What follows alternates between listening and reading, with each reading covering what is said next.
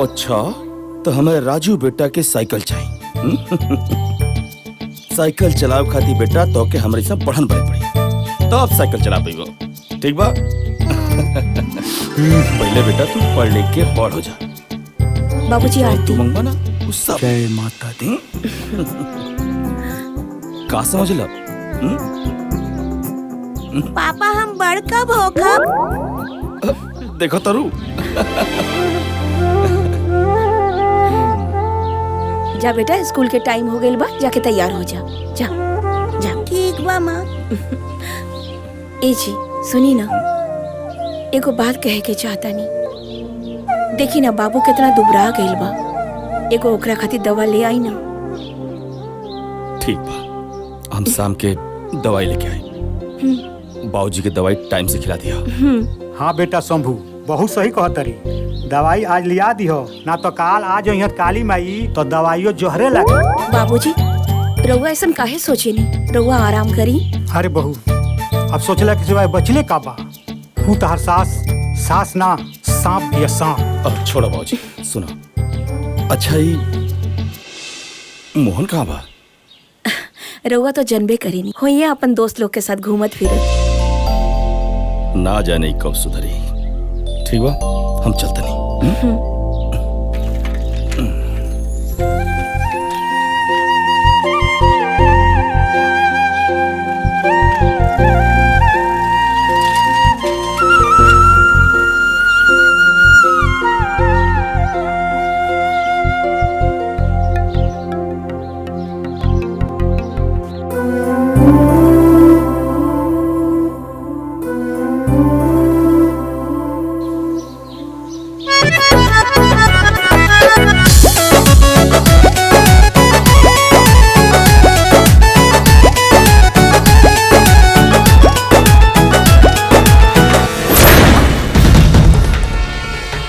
अरे ये का बदतमीजी है?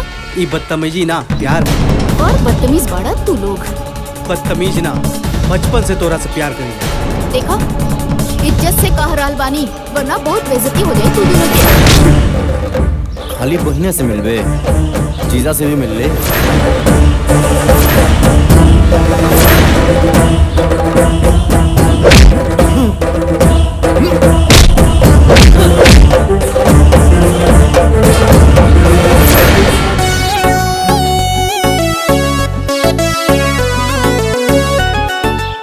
जरूरत है ओकनी के मार के दुश्मनी मोल लेवे के? अरे कैसन बात कहता रू? अरे केहू तरह के छेड़ी हम देखत रहो।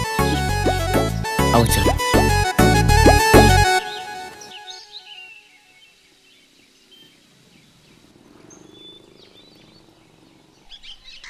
रुका रुका रुका, घर आ गइल हमार। झोरवा ले लेवे दा। जा जा। अरे बाप रे बाप, ये हमारे इतना महंगा सब सामान गिरा दिलस। मनहूस कहीं के, जब से पैदा भइल बाड़े तब से नुकसान कर रहल बाड़े। भैया इतना महंगा सब सामान गिरा के रख देले। जायदी ना माँ जी, ना देखलस ऐसे लाग गइल होई। अच्छा तमारानी के मुंह में जबान आ गई। 4 दिन हम नैहर का चल गई नी। हाँ मार है बनाव सिंगर करके खड़ा हो गलू है। भिखारी कहीं के तो के रखले बनू हम घर में नौकरी करे खातिर, महारानी बने खातिर ना। अरे रहे भी दो का रहे दी, भर भर छिपा खाए के बा आ दिन भर खेले के बा। अरे बिया एकरा कोनो काम धंधा बा नहीं। रखले रही कपार पे बैठा। बहू एकरा बात के बुरा मत मनी। कहल जाला कि कुकुर के पूंछ में कितनो तेल लगाओ तो टेढ़ा के टेढ़े रहेला, फिर कभी सोच न होला। हुए हाल तारा सास के बा।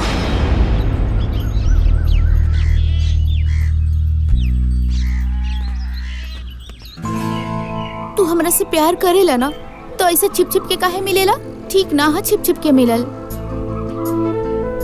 कहीं तोहार प्यार झूठा तो नहीं खे?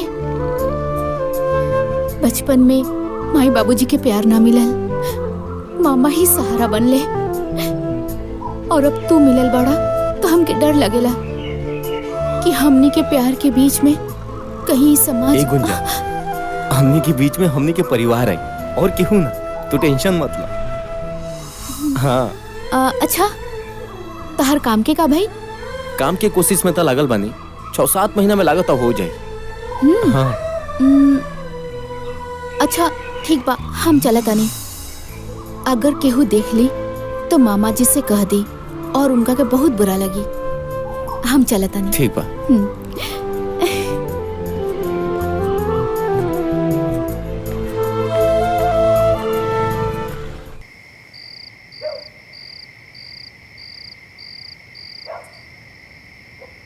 कैसन किस्मत बनौला भगवान हमार, जो हम अपने बीवी बच्चा के भी कोनो सुख नहीं दे पाओ।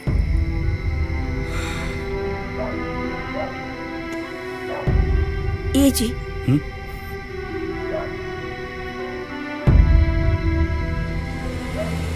रउआ काहे माई के बात के लेके इतना परेशान बानी? अरे ऐसा कोनो बात नहीं है भाई। अरे राजू के डटबे न कैली हा का दादी माँ का इतना हक ना होला अपन पोता पे?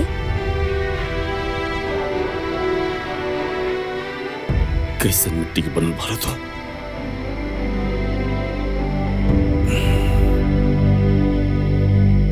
मैं तारा के दिन रात खरी खोटी सुनावली, तब तू एक बार उनके पलट के जवाब ना दे लो।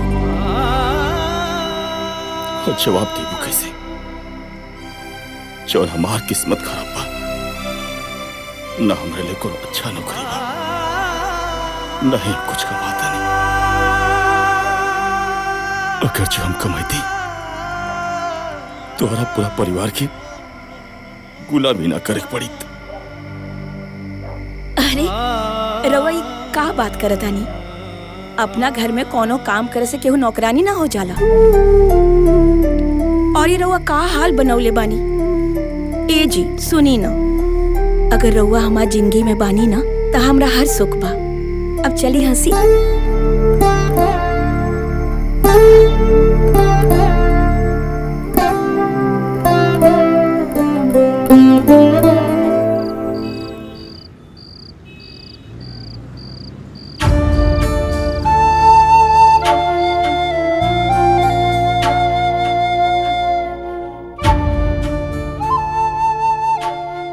ए जी, इस साड़ी में गुंजा बिटिया बहुत सुंदर लगी ना? हाँ जी एकदम गुड़िया जैसन लागी। पर एगो बात कही, जब वो घर से चल जाई हन नु, ई घर एकदम खंडर हो जाई। कैसे ओकरा बिना हम जिया बोली? हम तो मर जाए। हम कहीं ना जाए तू लोग के छोड़ के। और इतना का जल्दी बा हमरा के भगवला के? हम बोझ हो गइल बानी का मामा? अरे ना बिटिया, ऐसन काहे कहा तारू? बेटी के घर से विदा हो ही के पड़ेला।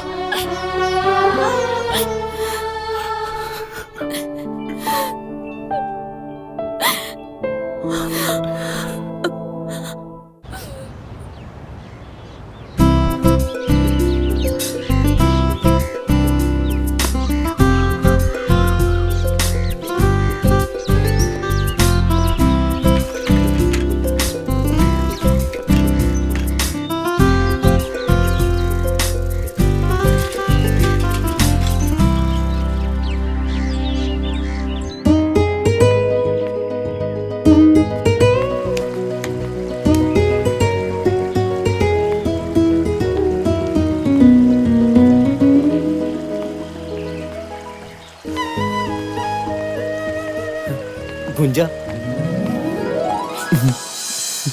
कैसन बाड़ू तुम? मोहन, हाँ? हमरा के बहुत डर लगता। अब तो मामा मामी भी हमार शादी के बात करे लगलन। और तोहरा से ई जुदाई सोच के ही हमार जान निकल जाए। ऐसे कैसे जान निकल जाए? तहार जान तो हमरा लगे बा। और वैसे भी ऐसा नबो तो हम कबो ना आवे दे। हम बहुत जल्द माई से बात कर ले। कब बात हुई? जब हमार डोली उठ जाई हम जात बनी। और हाँ, तारे से बात भी ना करब। ए गुंजा, गुंजा, हमार बात तो सुना।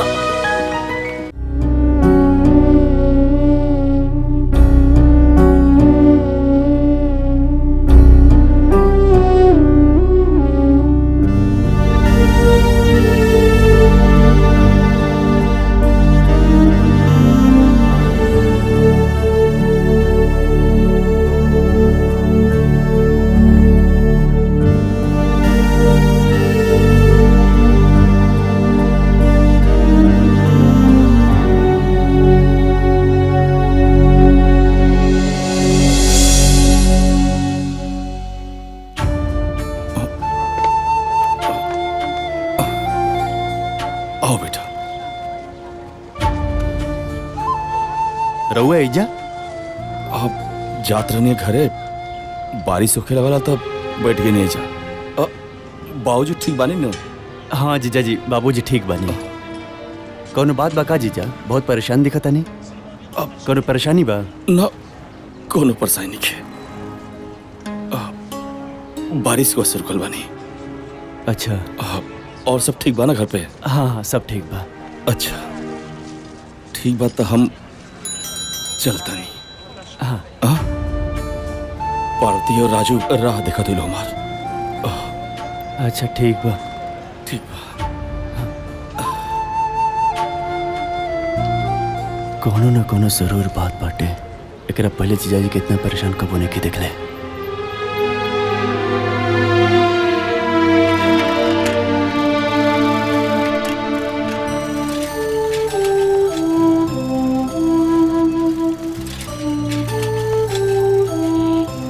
सारा घर के दाल चावल तेल सब्जी सब लेके आई तब जाके ही खाना बनाई है। हाय देखा। अरे का रे बुटकी, पूरे दिन है झड़ुइया लगाइबे त खाना के बनाई? तोर माया के बनाई है? पकड़ पकड़ सब्जी जाके खाना बनाओ। भूखे का पार फटता हमार। साँझ हो गइल बा, समझ नहीं के अगत बेरी के टाइम भइल बा। खाना वाना बनाई, चूल्हा चौका जोरी, आग योग लगाई है। था पंखो लेके जाओ।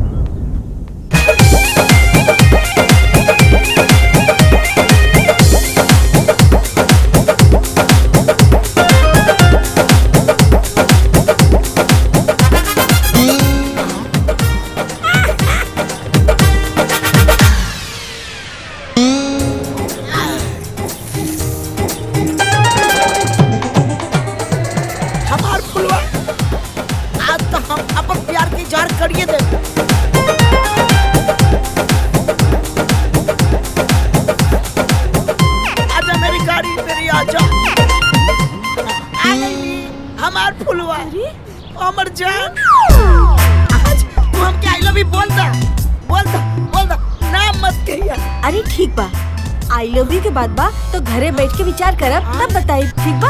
घरे बतियाबो। अरे घर पे राय बात करब तब तो शादी हुई। अरे हमके बर्दाश्त नहीं क्यों? अच्छा बर्दाश्त करा। ठीक बा? चुम्मा दे देना। हम बताए। हाँ हमार फुलवा अब हम कैसे जिया? ठीक बा, जा जा। हम ही घर के गुलामी करे नहीं की आयल। ठीक बा?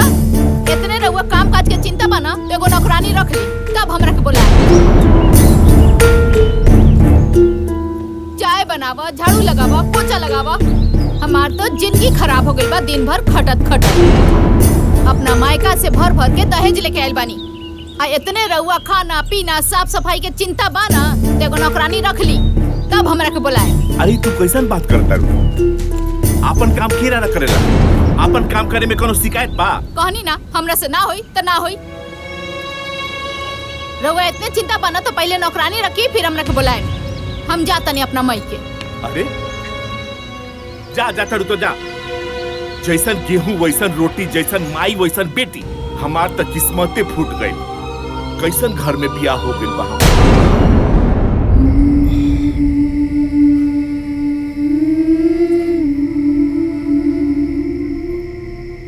पार्वती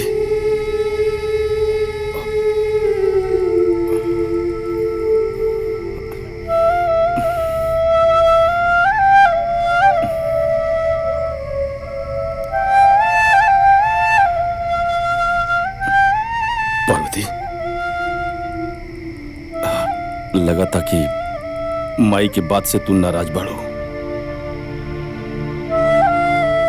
अच्छा तू हमसे नाराज बाड़ो काहे कि जब से तो के बियाह का खिलाड़ी बानी तो के आज तक हम कोनो खुशी ना दे पानी।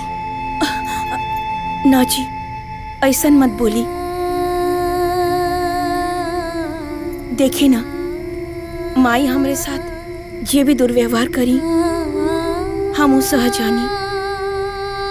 देखा पार्वती, एक दिन माई जनवाना हमने की जरूर समझी और हमने प्यार भी करी। सब ठीक हो जाए।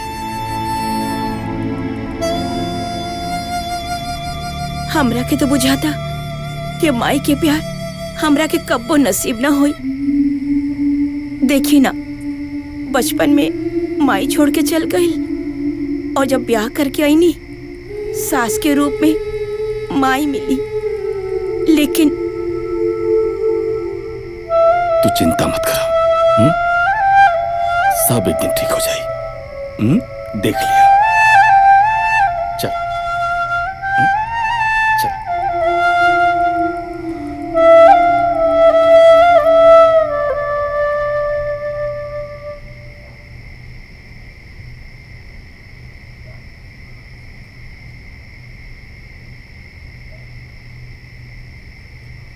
पार्वती, पार्वती हमार बिटिया, बिटिया पार्वती। बाबूजी, बाबूजी, का बोल रहे हो के? हमार बिटिया कोनो बड़ मुसीबत में बिया। हमार पार्वती हमरा के याद करतिया। ए बेटा, हमरा के ओकरा लगे ले चला बेटा, हमरा के ओकरा लगे। अरे बाबूजी, बाबूजी, रउआ कोनो बुरा सपना देख रहनी है। अरे हम बानी ना, जाके दीदिया का हाल खबर लेके आए बाबूजी। रउआ सूती बाबूजी, वैसे भी आपके तबीयत बहुत खराब बाटे। सुबह हम जाए दीदी के सारा हाल खबर लेके आए। हम बानी ना, रउआ काहे परेशान होते बाबूजी? रउआ सूती, रउआ सूती बाबूजी। वो दिन हम जीजा जी के भी चाय के दुकान पर परेशान देखनी और बाबूजी भी आज कहते रहे कि बिटिया परेशान बिया। एकर मतलब जरूर कोनो बात बा। हम कल सुबह जाके जरूर देखे कि बात का बा और हाल समाचार ले। यह सही रही।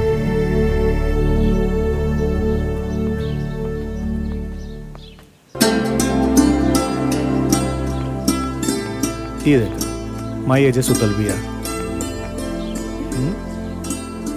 आप उठाई। उठाओ माई। ए माई, ये देख काली अलबानी आ गए बाबू घूम के। देखी ना माई, रवा खातिर कितना सुंदर साड़ी लेके आइल बानी। अरे हमरा खातिर साड़ी लेके आइल बड़ू बहू रानी।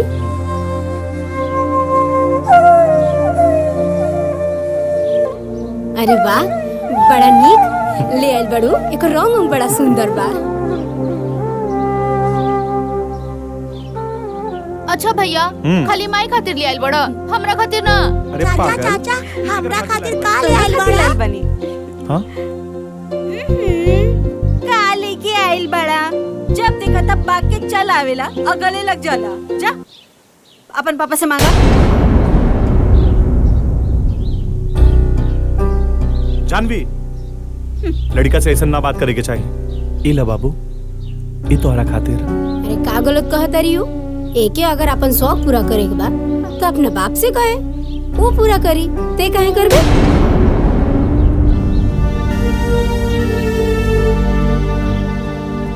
सही कहत रे भाई। आजा बहू। पापा बच्चा बा माई, एकरा का मालूम बा कि एकर बाप का मौला नहीं। जब बड़ हो जाई खुदे समझदार हो जाई। घर में नहीं खे खाए पिए के, खाली ढोंग करे के जानता। ए माई, ते का हमेशा बकवास करत रहे रे? मोहन, माई से ऐसा बात करल जाला? हाँ, हमार बात तो सब केहू के बुरा लग जाला। माई ला, इनकरे कमी रहल हा, आ गइलन। जीजा जी प्रणाम। राजू, हाँ प्रणाम। ठीक बा ठीक बा। अब गोड़वे छुए के रहल है तो नोटे के बंडल ले आके धोके छुएले रहता। बाकी ना, भिखारी जे बाड़े सन कहाँ से दे बसन।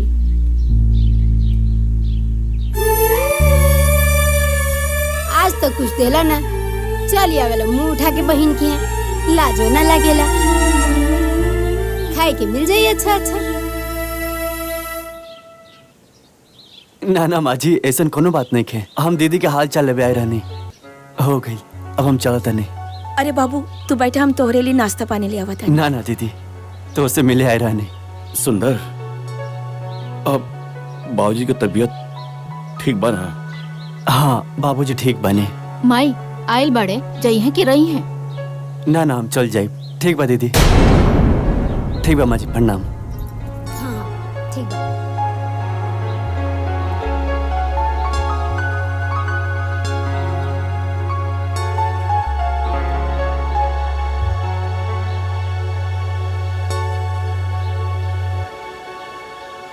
जब देखा तब मुंह उठा के चल रही।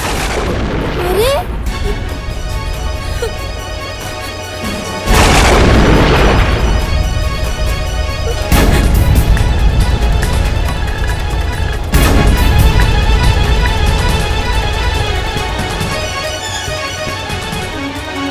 गजब नौटंकी बा। जैसे बुझाता कि हम मार पीट के इनका के जेले में रखे नहीं करे बड़का। देख तो एकरा के हम का बोल देनी कि भाग के चल गई। कतना ही नाटक करतिया। तेहू जो जो जो तेहू जो ओकरा पीछे जो मेहरी के गुलाम के।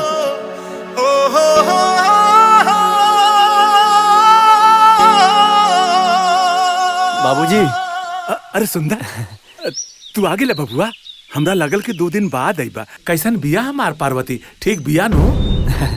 बाबूजी, दीदी तो हमके आई ना देते रहे।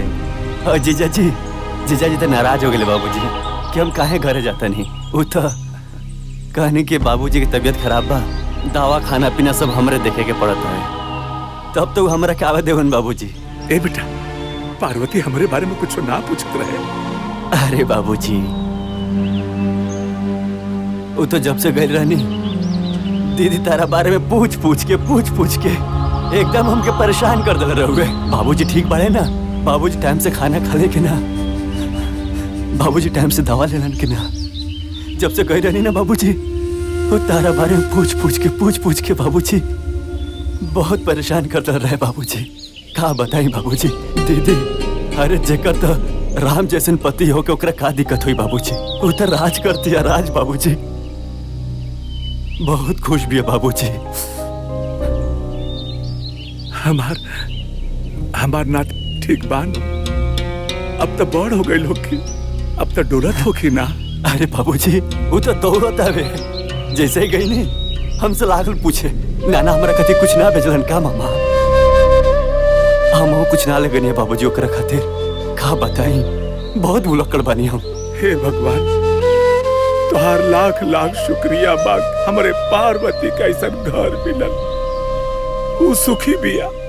बस हमारे पार्वती पर ऐसे ही कृपा बरसौले रहिए भगवान, ऐसे ही कृपा बरसौले रहिए। ठीक बा बाबूजी, रोज सोती हम थोड़ा हाथ मुंह धो ली बाबूजी।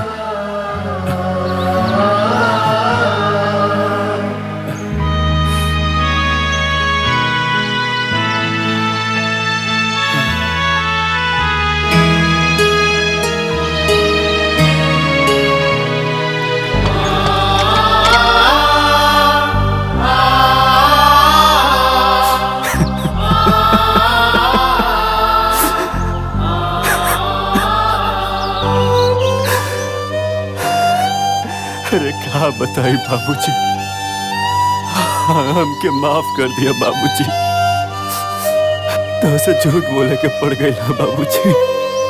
अरे ओकर जीवन तो नर्क से भी बदतर बा बाबूजी।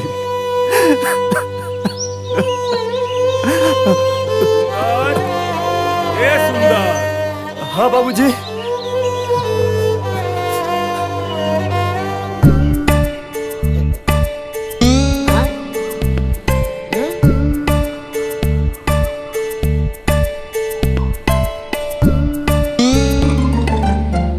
करे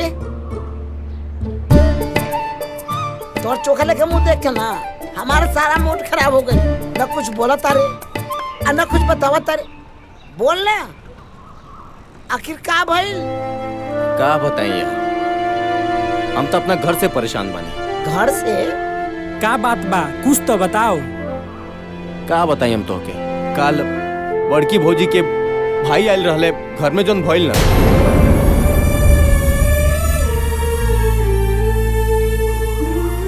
बस कर यार, तोहर दुख बड़ी कहानी सुनकर हमके रुआई आवता। एगो तो हम पहले से परेशान बानी, वही में एगो तो आ टेंशन। का बोल तारा के? नहीं जानते ऐसन का हो गइल? हमार फुलवा हमरा के छोड़ के दूसरा के बाग फुलातिया। कल जात रहली, प्यास लगा और बोलुआ के बाहों में चिपकल रहे। बहुत दिन हो गए तो से बात केला, कहाँ रहलू इतना दिन? अरे बड़ा मुश्किल से तोरा से मिले आइल बानी। इतना फुलवा ये ससुरा कोना, ये ससुरा फुलवा हमार गर्लफ्रेंड के साथ अरे हमर जान, गुपचुप करत बा। अब तो हम बर्बाद हो गई। अच्छा चला कहियो। अच्छा चलो। जो औकत बा एकदम ठीक नहीं के औकत हमार फुलवा। अब हम क्या करी तू बता।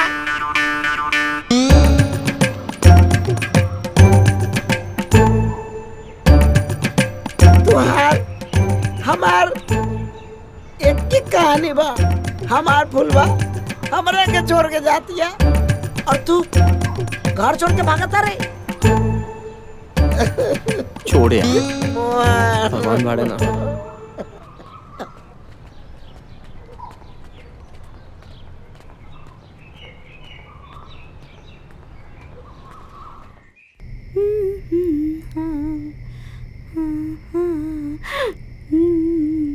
जानवी, आज बहुत सजरल बाड़ू। का बात बा बोला। हाँ देख, ये 10,000 रुपया घर के खर्चा खातिर दे दिया, ठीक बा। और हाँ, ये 5,000 रुपया तू रख ला डायरेक्ट तो हर पर्सनल। हाँ ठीक बा। और हाँ, इला 10,000 आपन नौका घर खातिर, ठीक बा। ठीक बा। और वैसे भी और अच्छा खासा पैसा जमा हो गइल बा, ठीक बा नु? ठीक बा। रुका। ये 5,000 रुपया तोरा साड़ी खातिर। हाँ। एका रखा, ठीक बा? ठीक बा, ठीक बा, ठीक बा।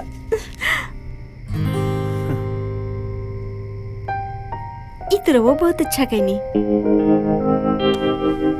एगो बात कही, लेकिन वो के माने के पड़ी। अच्छा एगो बात बतावा, बड़ा रोमांटिक होके कहा ताड़ू। ये बतावा, आज तक हम तोहार कौन सा बात ना मननी है?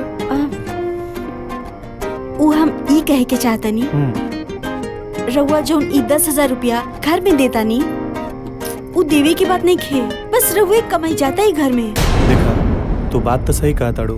एगो बात बतावा, भैया का कमाई धमाई बंद बा और जोन भी कमा ले थोड़ा मोड़ा तो दे ले नो। रउआ के समझावल बेकार बा। कितना समझावता नहीं, लेकिन रउआ समझे के तैयारे नहीं की होत।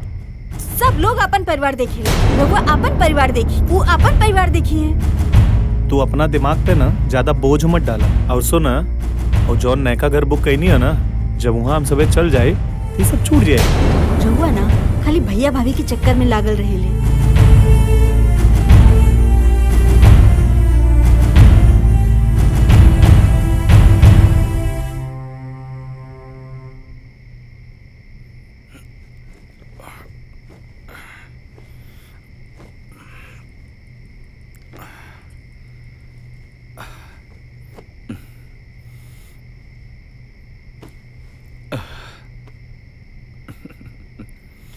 जल्दी से दिए ना।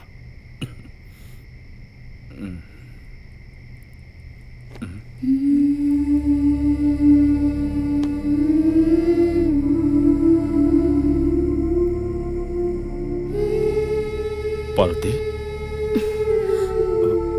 का भाई, आज के फिर कुछ कहा लगा जौन तोर चेहरा उतरल बतना ना, ऐसा कोनो बात नहीं खे।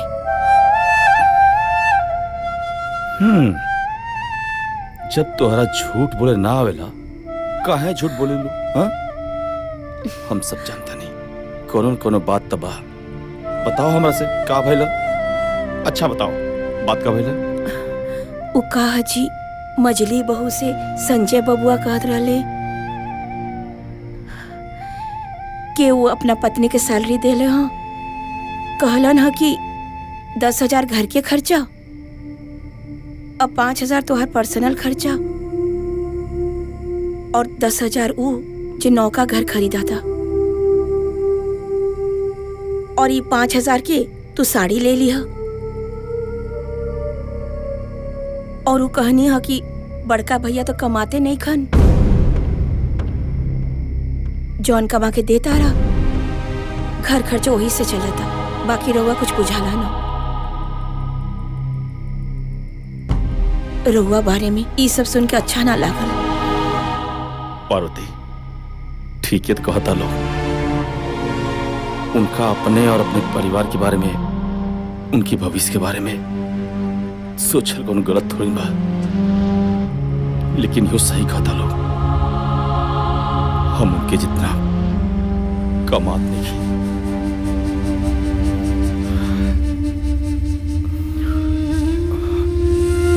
खैर छोड़ो ये सब, चला आराम करा।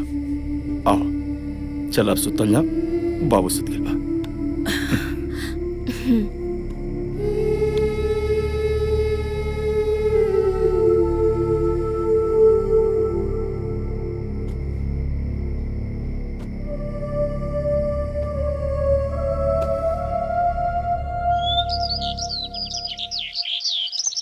अरे हाँ हाँ सर, हम टाइम पे पहुंच संजय जाए। बबुआ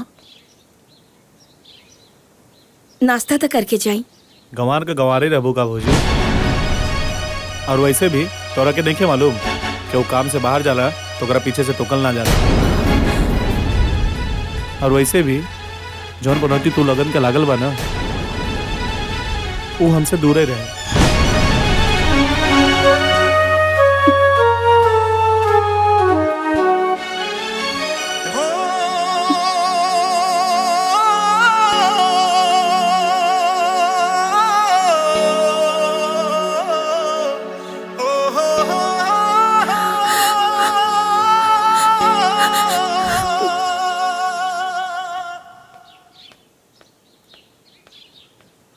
का हो अभी ले खिसियाइल बाड़ू? चला घरे चला। हम रउरा से कहले रही ना कि जब तक नौकरानी ना आई हम घरे ना जाई। वैसे भी पूरा परिवार के खाना हमरा से ना बनी। अरे अब तहरा से अच्छा हम कहाँ से खोज के लिए आई? का एकर मतलब हम नौकरानी हई? अरे ना ना, हमरा कहे के ई मतलब बा कि तहरा ऐसन स्वादिष्ट खाना कोनो नौकरानी बना सकतिया। अरे बाप रे बाप, आज तो हमार जबाने फिसल गई रहल। अच्छा बाई खिसियाइल ना। का कहनी हा? अरे कुछो ना, हमरा ई कहे के बा कि तू जब देखा तब केहू के सामने हमरा के कुछ बोल देलू। हमार कोनो इज्जत बाकी ना। अगर रउआ इतने इज्जत के परवाह रहित ना तो रउआ यहाँ ससुराल में आके ना बैठती। और ऐसे भी कान खोल के सुन ली, जब ले नौकरानी ना आई हम घरे ना जाई तो ना जाई। हे भगवान, अब एकरा के समझाओ।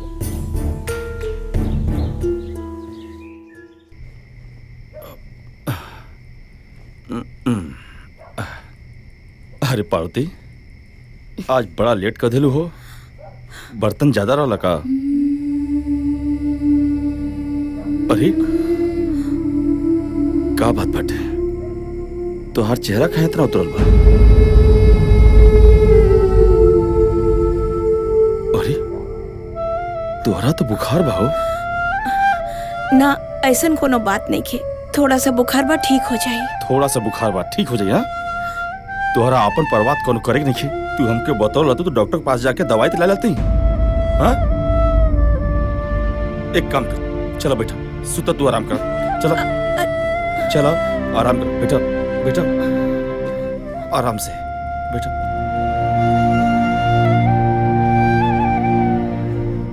अपने बारे में तोरा बिल्कुल सोचा ही कि नहीं है, खाली घर का काम घर का काम। देखो कितना तेज बुखार बता के।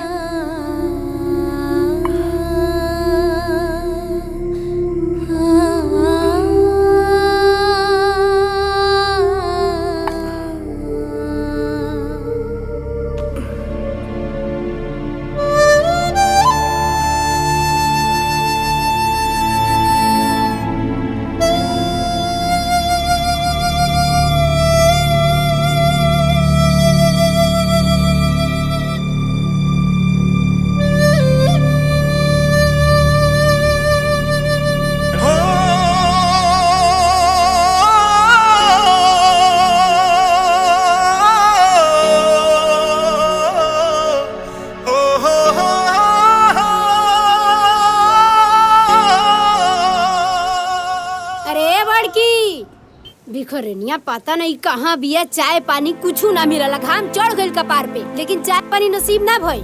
अरे चुप करा, जब देखा चाय चाय दिमाग खराब कर देवेलू। चाय बिना ना हमार कपार फाटता। रोगे चढ़ल बनी कपार पे बड़का बेटा पतो। भैया, ए भैया, भौजी के काहे ना समझावेला? हाँ, सवेरे सवेरे हमारा के ड्यूटी जाए के रहेला, ना नाश्ता बनल बा खाना। एक तो घर में सबसे ज्यादा पैसा भी देनी और बिना खैले काम पे जाए। संजय, ऐसा बात नहीं है। पार्वती की तबीयत खराब बाटे, रात बहुत ज्यादा बुखार रहे और इस समय भी बुखार बाटे उनके। ये सब बहाना बा खाना ना बनावे के। ठीक कहता रू बहू, तू बहाना बनावतिया, लेकिन तू का करता रू? तोरा तो खाना बना लेवे के चाहिए। काहे से सबसे पहले तोहरे मरद ड्यूटी पर जाले। आ एक दिन खाना ना बनवलो तो कोनो पहाड़ नहीं टूट गई। रउआ तो चुपे रही, कोनो पहाड़ ना टूट गई। अगर 1 महीने के खर्चा हमारे मझला घर में दीना ना तो घर में सब लोग के फुटा निकल छूट जाई। चलो तनी बात। ए माई, ओकर कोनो तबीयत खराब नहीं के, कोनो बीमारी के बहाना बना के बैठल होई। सब नौटंकी है। अभी हम जाते नहीं, भाभी के बोला के ले आवत नहीं। तू चुप रहा, तू का बीच में पड़ जानी। रउआ तो चुपे रही। जीजाजी एकदम ठीक कहता नहीं। केहू ना जगह भाभी के। हमरा ये समझ में नहीं क्या आवत कि भाभी खाना ना बनैली तो ते ही बना लेतीस दीदी। मोहन, ज्यादा टिपे टिपेर मत बोल। चुपचाप बैठ के खात रहे ले, न काम के न काज के, दुश्मन अनाज के।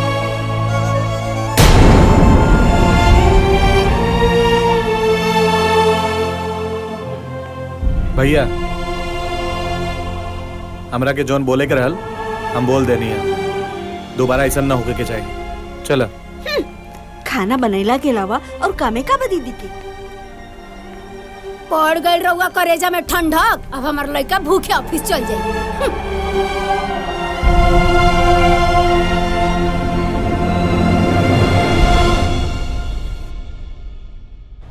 चाचा, कुछ जरूरत रहा एक वैसे मिले नहीं है। चाचा, अभी ले हमार सीमेंट बालू ना गइल। हमार सब लेबर अभी ले बैठल बारे सब। बाबू कहा कि लेबर बहुत कम बाड़े। लेबर नहीं खन, यही से तोहार सीमेंट बालू भी ना गई। लेबर अइहे तो तुरंत तोहरा के भेज दिया जाए। जल्दी गिट्टी बालू पहुंचवाई, और ना तो हम दूसरा जगह से जाके ले ले। ए भाई, तू चिंता मत कर, तो हर गिट्टी तोहरे यहाँ पहुंच जाए। हाँ, तू जा।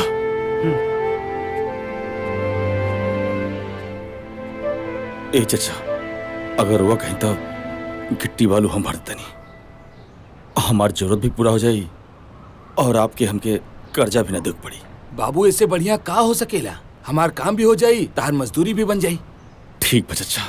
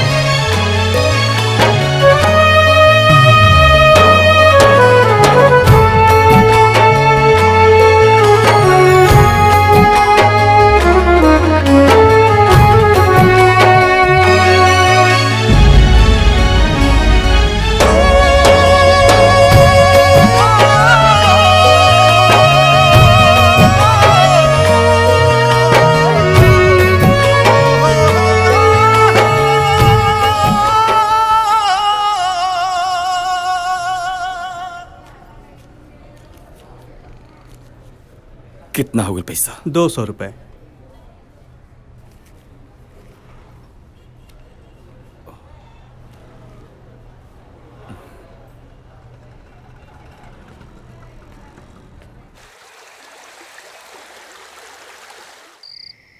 ली देख ली मरचा के ठूट कुल ऐसे ही पड़ल बा, कुछ साफ नहीं के कैले। देख ली कबे से बैठ के बर्तन माजतिया। देखी अब पता ना का ही सोचत रहेले 24 घंटा और एकरा के कुछ कही नु त बड़का मुंह फुला लेवेला। जब देखा बोलते रहलू कबो चुप्पो करल करा। अब ना बोली नु तो पता ना का हो। एगो मझला हमार कितना कमा के वो कमा के ले आके देत रहो, आई सब लोग बैठ के खात रहो। हम कुछ कहे नहीं तो रउआ बुरा लग जाला। 2 घंटा से बैठ के ही बर्तन रगड़तिया, ई रउआ नहीं खेलो कर हैं, लेकिन हमार बोलल का लोग जाला।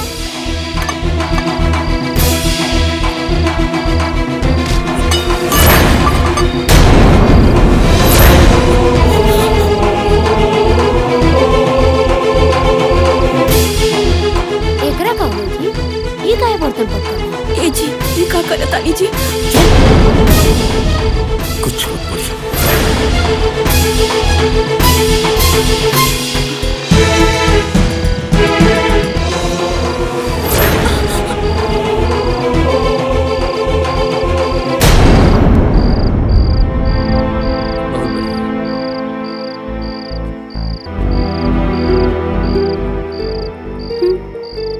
हमरा घर में गजब नौटंकी लागल बा, हमरा कुछ बुझाते नहीं क्या।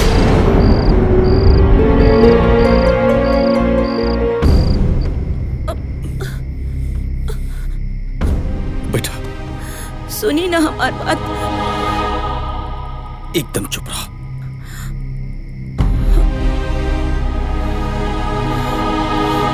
सुनी कौनो बात ना मानी ले हमारा। कहाँ चल गईलन?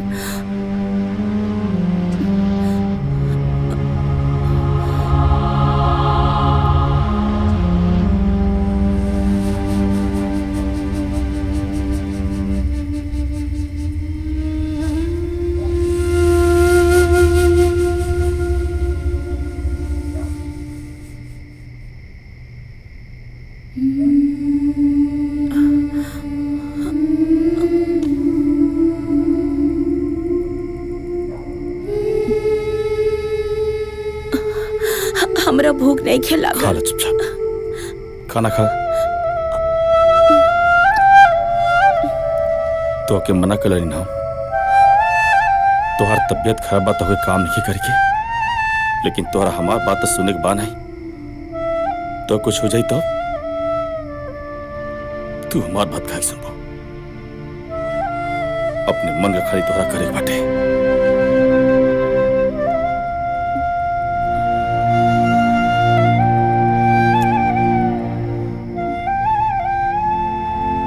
रउआ खाई।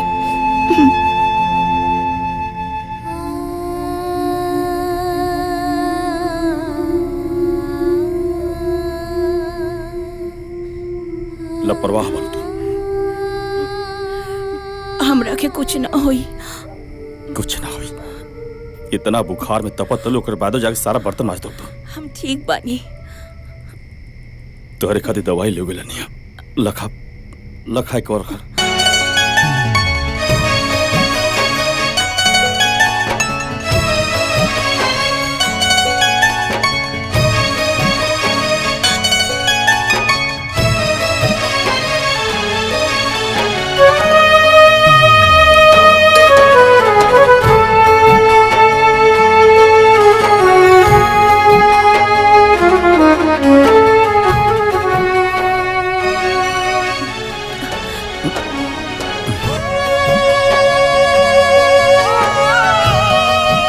दवाई खा के चुपचाप आराम कर।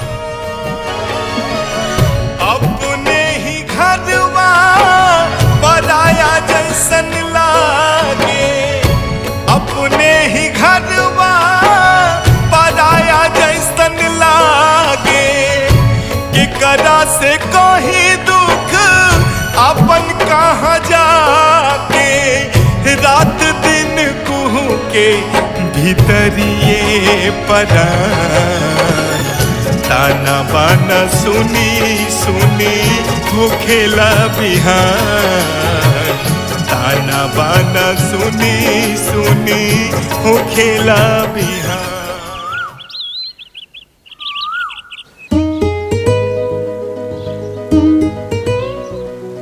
गुंजा एगो बात कही। कहा? जब से तू हमारे जिंदगी में आइल बड़ू हमरा जिंदगी जिए के आधार मिल गइल बा। जब तक तोहरा के ना देखे नी हम अपने आप के अधूरा महसूस करे नी।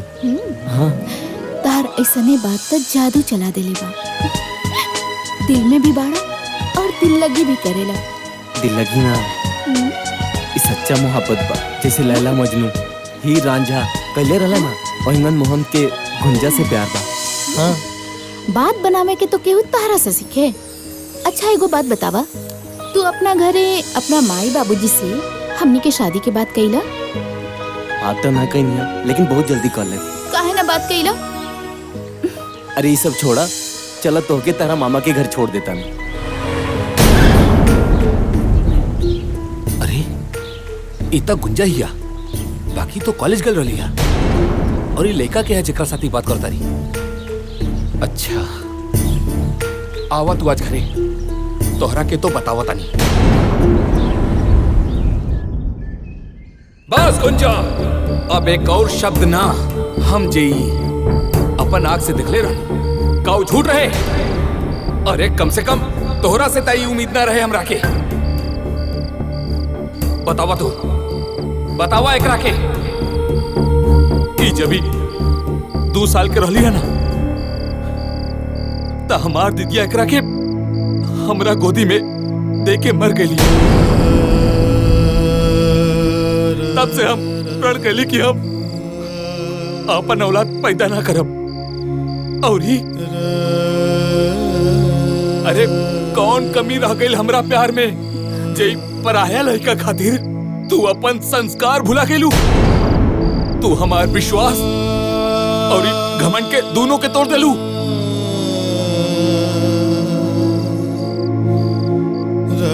ना मामा जी हमरा और विश्वास और संस्कार कुछ नहीं की भुलाई। रउआ जौन कहब हम उहे करब लेकिन ऐसा ना बोली। त कैसे बोली आए? अरे जौन चीज हम अपना आँख से देखले रहनी है का झूठ रहे? मामा जी रुआ जौन भी देखले रहनी है वो सब सच बा। हम गुंजा से प्यार करेनी और इनके से शादी करब। अरे बचवा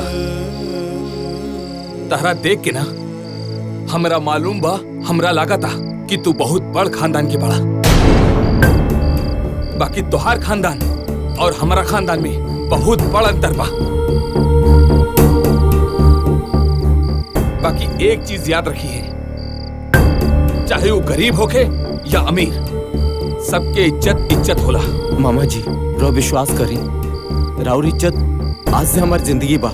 रोरा हाँ के बाद हम अपना पूरा परिवार के मना लेब और हम गुंजा से शादी करब।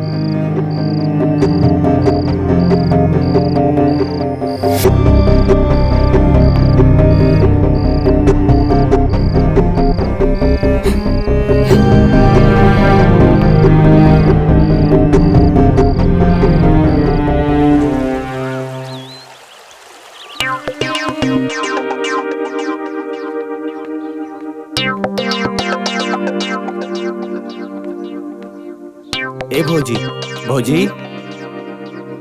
अरे देवर जी का बात बा, आज बड़ा खुश लागत आनी। ए भौजी उ का बात बाकी रवा से एगो बात। ए भौजी एगो लड़की से हम प्यार करेनी, ओकरा से हम शादी करके चाहतनी। सुनी भौजी माई से बात करी ना रुआ शादी खातिर। पहले ई बताई कि ई गुंजा के है जी, कहाँ रहेली, उनकर माई बाबूजी का करेलन? ए भौजी सुनी ना, उनका घर के सब लोग तैयार बा, बस रो माई से बात करी ना शादी करे खातिर। प्लीज भौजी बात करी ना भौजी। हाँ ठीक बा, बाकी रउआ तो जनबे करेनी हमरा पे अम्मा जी हमेशा जरल रहनी, फिर भी सही समय देख के हम बतिया ले। हाँ भौजी बतिया ले प्लीज। ठीक बा भौजी चली, दिए कपड़वा लेता नहीं हम चली। अरे वाह देवर जी। बड़को अरे महाराज लड़की बहुत सुंदर बिया। ओकर घर दुआर भी बहुत बढ़िया बा। उ लोगन के कोनो चीज के कमी नहीं खे। प्रणाम पंडित जी। प्रणाम प्रणाम। लिली पंडित जी मुंह मीठा कर। हाँ लेता नहीं। हो पनिया दो। का हो ठीक बाड़ा नु? पंडित जी तो बुझाता कि तोहर ब्याह कराइए के मनी। जीजा जी रुआ तो पता बा, ऑलरेडी हम गुंजा से प्यार करेनी, उनकरे से शादी करब।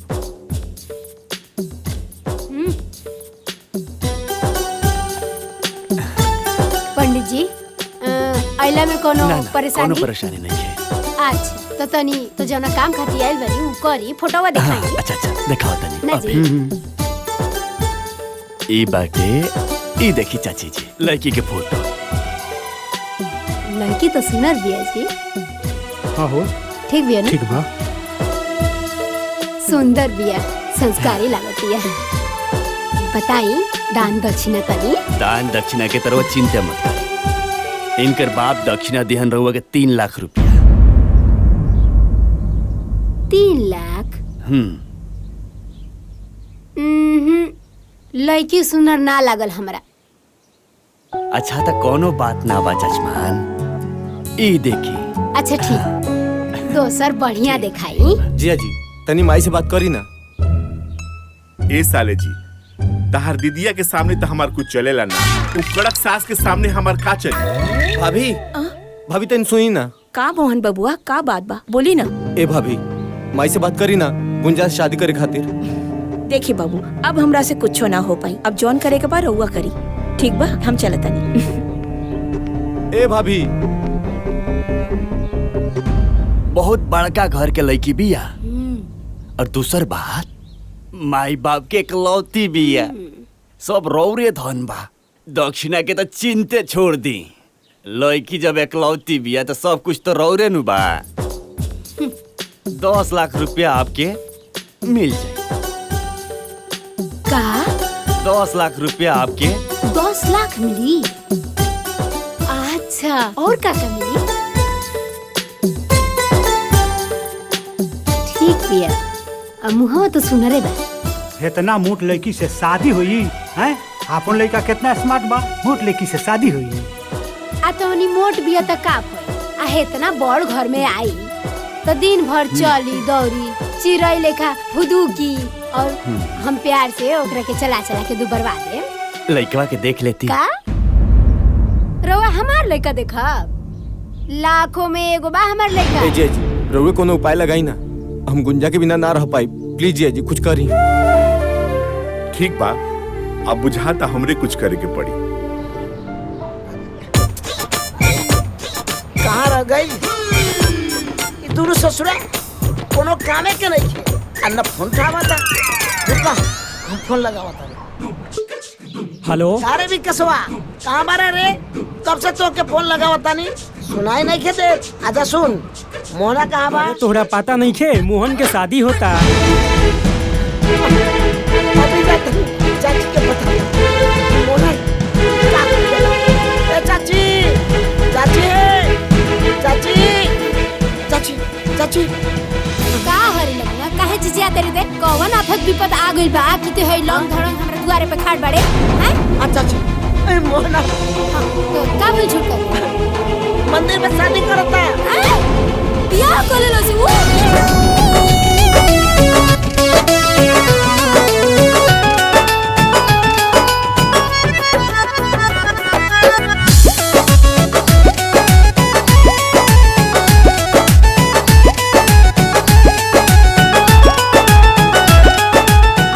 चाची और तो हमरा के बारातो नहीं के ले गेल का? हाँ हमार सब धन लुटा गइल आ तोरा बाराती के पड़ल बा। मोहन बियाह तो कर लेलो, अब चाची के कैसे समझाई? अरे जन होई तो देखल जाई। जिया जी बानी ना। अरे अरे अरे और के तो देख ला। अरे अरे अरे ए भाई अरे अरे अरे बाप रे अरे का भाई? अरे ए भाई अरे काहे मारत रे एकरा के? अरे अरे बाप अरे अरे कुछ तो बताओ। मेरा बे पता कर दे तब नु पता चली कि का भई। अरे जब बताइबे तब तो पता चली। भाग गई। अरे तोरा कुछ पता बा? अरे जब बताइबे तब ना मालूम पड़ी। अरे छोटका नु बियाह कलश मंदिर में जाके बियाह आवे दे ओकरा के घरे। आज को टंगरी तोड़ देब हम।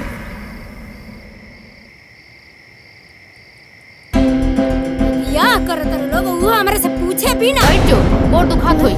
ते बैठ, तोरे गोड़ दुखात होई, हमार माथा दुखाता। आवे तो ओकरा के आज ओकरा के घरे से निकाल के रहब। अरे गुस्सा थूक दो, अपने न खुन हो। अब एकदम चुप पे रही। अगर रावा कुछ बोली ना बीच में, राव हमार बिगाड़ हो जाए, टकराव हो जाए, कह देते। बहुत हो गई, रावा छूट देले बानी तो इकुल होता ना। ए बेरा ना छोड़ो ओकरा के, देख लियो आ जाए तो एक हाली आ जाए तो घरे तब बताओ।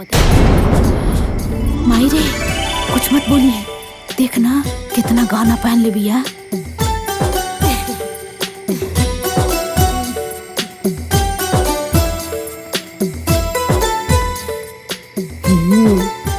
गाना तो खूब भारी पहन लिया।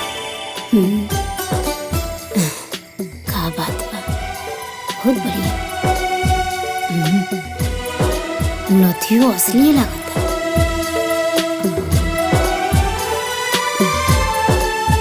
ये हमार बेटा।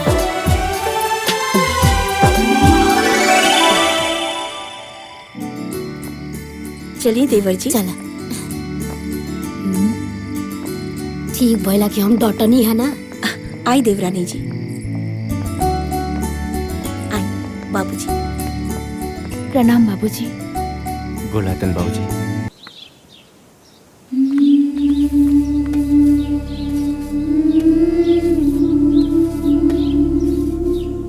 और देख माई, आधा बर्तन धोत या आधा बर्तन रसोई में पड़ल बा। आधा धोत या आधा रसोई में बा? हाँ।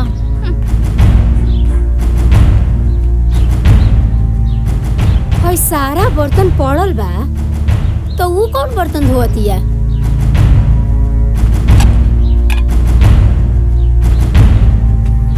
खेली, खूब खेली, रौरे खेला जरूरी बा। करे बड़की का मजा तारे रे?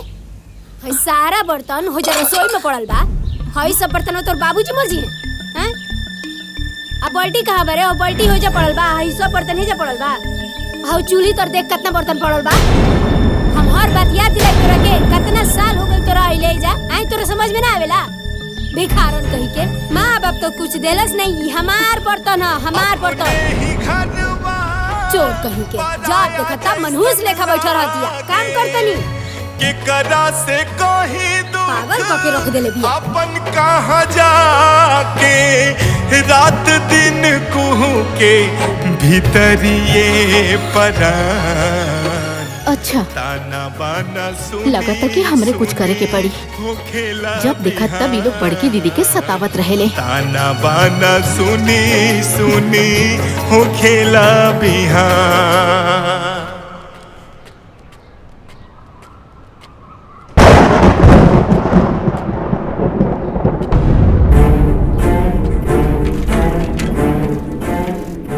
शंभू बबुआ,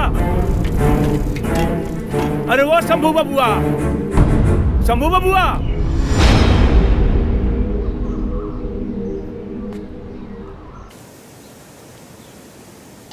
अरे भाग्यवान, छोटका के शादी हो गई, लगता खुश बाड़ू। काहे खुश ना रह मोहन के बाबूजी? अब हमरा मोहन के पसंद होला और जाने तनी कालू में ओकरा के हानि छुआ देनी है। घर के सारा काम काज में लाग गइल बिया, बड़ा अच्छा से करती और गहना भी कितना पहन के आइल बिया नु। किचन के सारा काम संभाल लेली बिया। माजी चाय ली।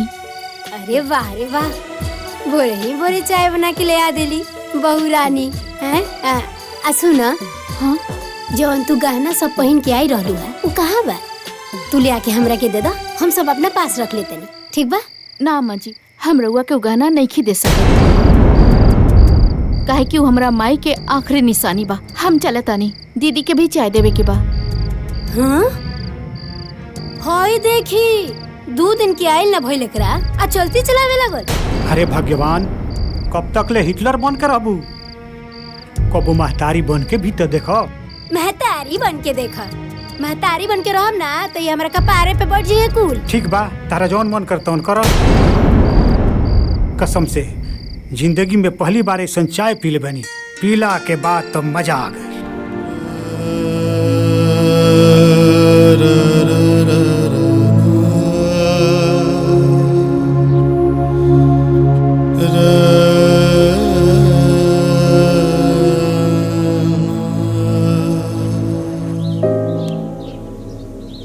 तू जब से हमार जिंदगी में आइल बड़ू हमार जिंदगी सुधर गइल बा। बस ऐसे ही साथ निभावत रहा। सुनी ना, ई तो हमार फर्ज रहला और रउआ साथे 7 फेरा जो ले ले बानी तो पूरा तो करे के ही पड़ी ना। सुंदर, जवन पूछा तानी तवन सच सच बताइया। का भइल बाबूजी? बहू तू चुप रहा। का रे, तू तो कहत रहले कि बबुनी राज कर दिया। जब बबुनी राज कर दिया तो शंभू बबुआ बाजार में ठेला काहे की इज्जत बाड़ा। अरे उनकर हालत देख के हमार करेजा रो रहल बा। तू हमरा से झूठ काहे बोले, काहे बोले, काहे बोले, काहे बोले? अरे बाबूजी, हम दीदी के घरे गइल रहनी, ओकरा घर के हालात देख के हम का करी बाबूजी, हम खुद टूट गए नहीं अंदर से। बाबूजी ऐसे भी और तबीयत खराब रहेला बाबूजी, रहो के बर्दाश्त कर पौती बाबूजी, ये सब ना बताओ जी।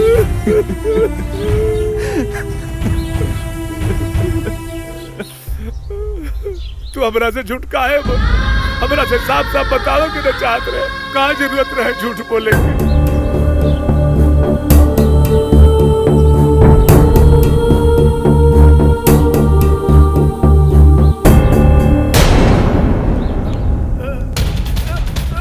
बाबूजी, बाबूजी, बाबूजी, बाबूजी, बाबूजी, बाबूजी, बाबूजी, बाबूजी, बाबूजी, बाबूजी, बाबूजी।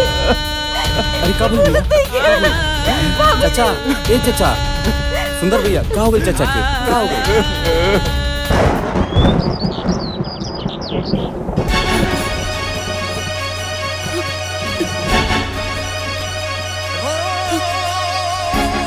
मोहन बबुआ, का भौजी? हम क्या हमार घर छोड़ दी? राउत भैया अभी तक ड्यूटी से ना आइलन। चली भौजी। अरे बड़की, अगर ते एक कदम आगे बढ़ा ना तो बेना से मार के तोर तगड़ी तू, हैं?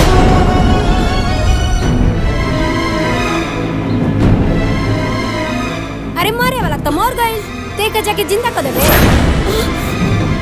जब देखा तब, अरे तोरा तो नैहर जाए के बहाना चाहिए। नैहर जाई बड़ी आइल बड़ी नैहर जाए। चुप करी माँ जी।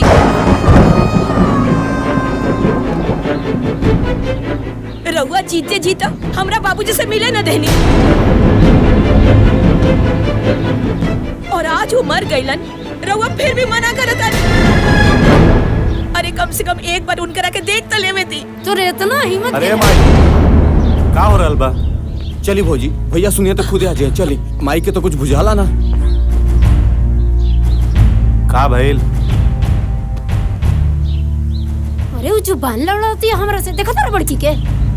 अरे जाए दे रे माई, वैसे भी होकर बाप मरल बा।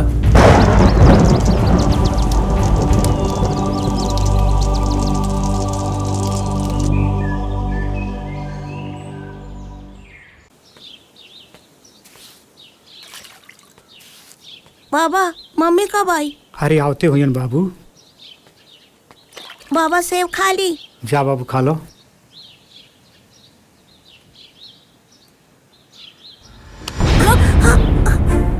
सेब खेबे हैं? इतना सेब खाए के मन बना तो अपने बाप से बोल, बाजारे से जाके खरीद के ले आ। बिस्किट खाए के औकात नहीं खे, सेब खाई है। तेरे बाप 1 रुपया कमाइए ना, अब बेटा चल बड़े सेब खाए। चल भागी से भाग।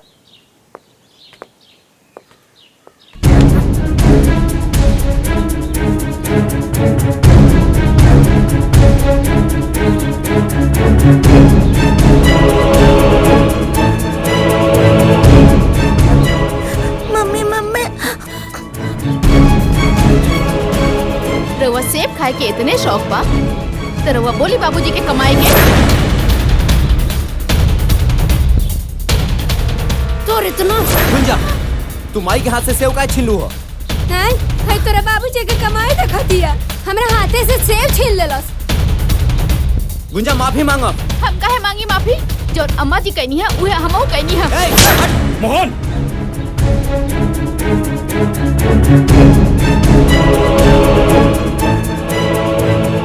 दिमाग खराब हो गया का तो? औरत पे हाथ उठाता होते हैं? अच्छा भैया, ई जौन माई के साथे कैली है उ सही बका? ए तू चुप रहा, तू का बीच में पड़ जालू। रउआ तो चुप रही, जब देखा तब बीच में टपक जानी। इनकर इहे उपाय बा जौन मोहन बाबू करत तारे। वाह रे भैया वाह। अगर तो हार सगे मातारी रहती तब वही बात बोलता। संजय ते कहल का चाहत ले, तू हमार माई ना हो। अरे ना रे बड़का, अरे ते हमरा कोखी से पैदा ना हो सकेलिस, तोरा जैसे औलाद हमरा ना चाहिए। सही कहता तुम। शंभू जैसन आदर्श लड़का तोरा कोखी से पैदा ना हो सके। अरे शंभू जैसन आदर्श लड़का के पैदा करे खातिर महतारी के तपस्या करे के पड़ला, तपस्या जौन की तारा से ना हो सकेला। बाबूजी आप चुप रहे, मत बोली बीच में। माई हमरा के अपन बेटा माने न माने, संजय अपन भाई माने न माने, लेकिन हम संजय के अपन सगा भाई माने नहीं, और माई के माई। अरे ना ना रे, हम तोर माई ना हई, बिल्कुल ना हई। अरे तोरा ना ए घर में रहे के बा, यही से ई ललो चप्पो वाला बात ते करत रे। काहे से कि तोरा तो कमाए धमाए के बा ना। अरे ते ए घर के खर्चा का चले, ते तो अपना मेहरारू और लड़का के खर्चा चला लेना, तो उहे बढ़न बात बा। ना माई, ना तो मैं घर में रहे खातिर कुछ बोलता नहीं, और ना ही केहू के डर से। हम तो बाबूजी खाती चुप बने, ना तो हम बोलती और पूरा घर सुनी। भैया कह देला ना सौतेला वाला बात। पूरा गांव जवार जाना था कि हमने तोहार सौतेला भाई है, लेकिन तोहरा मुंह से सुन के हमरा के अच्छा लागल। और बाबूजी तोहार बड़े और माई सौतेली। वाह भैया वाह, बड़का भैया आज तक हमनी में कोनो फर्क ना समझ ले, आ तू इनका के सौतेला कहता रहा। अरे हमरा तो शक होता, सौतेला ही ना बल्कि तू बड़ा तू। मोहन संजय,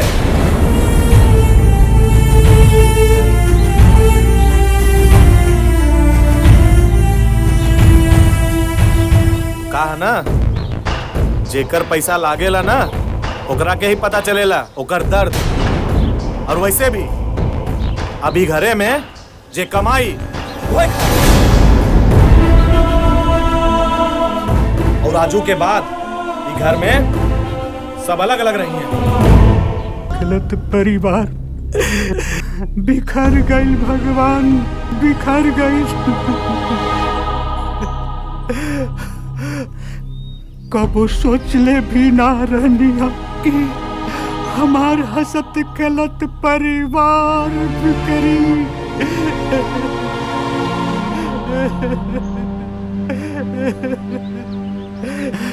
हे भगवान,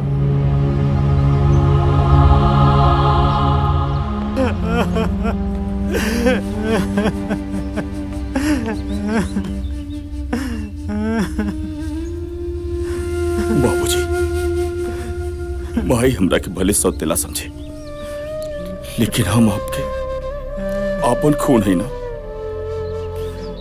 बोली बाबूजी, बाबूजी आप जन बाना हमने के साथे रहो, हमने के साथे। बाबूजी हम जब से घर में आइल बानी, माई के भी प्यार रउए से मिलल बा, और हमने की रउए बिना नहीं खे रह सकत। बेटा ई आत्मा तहनी लोग के साथे बा, लेकिन बेटा ई शरीर तारा माई के साथे रही। कहे से हम उनका से शादी करके ले आइल बानी, शादी करके अब तक ई शरीर मरला के बाद ही अलग हुई बेटा, मरला के बाद ही अलग हुई।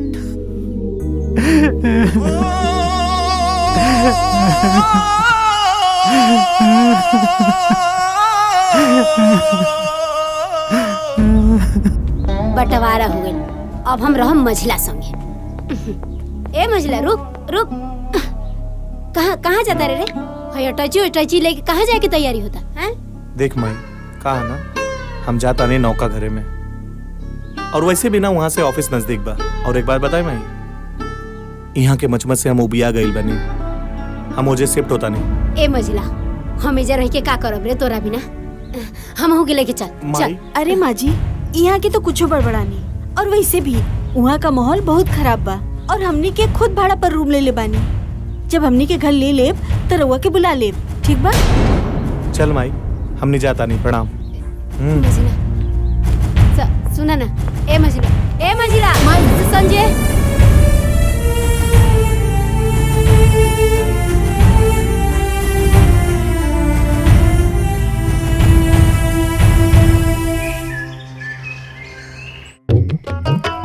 इहे दिन देखे के बाकी रहला हमारा बुढ़ौती में चूल्हा फूकी खाना बनाई। बेटी एगो बिया, पता ना कहाँ बिया। का हो शंभू के मम्मी, सुबह सुबह खाना बनाओ तरू? अरे चाय बने तू तो पी लेती तो मूड फ्रेश हो जाई। रौरा के तो चाहवे पड़ल बा। हाँ, दूध में काम करी का? एक बार चाय बनाई, एक बार खाना बनाई, खाना बनाओ तरी उहे रहो खाली। इहो हमरा बस के बात नहीं के। अब जाके हम चूल्हा चौका फूकी। ए समय में, ए उम्र में बेटा पतोह वाला हो गई। 3 गो पतोह आ सास खाना बनावतिया। तने ठीक से डालो तनी तेलवा, एकरा बाबूजी के निमन लगी खाए में।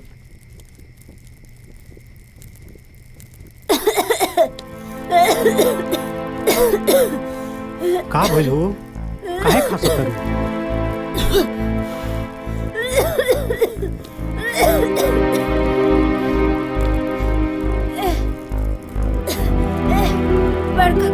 बाबूजी। अरे शंभू के मम्मी, ये का हो गई? बहू, अरे मोहन, देखो तो तारा माई के का हो गई? अरे माँ जी का हो गई? माँ जी के का हो गई? संभल, उठा, संभल भी। ध्यान से, हाँ, ध्यान से।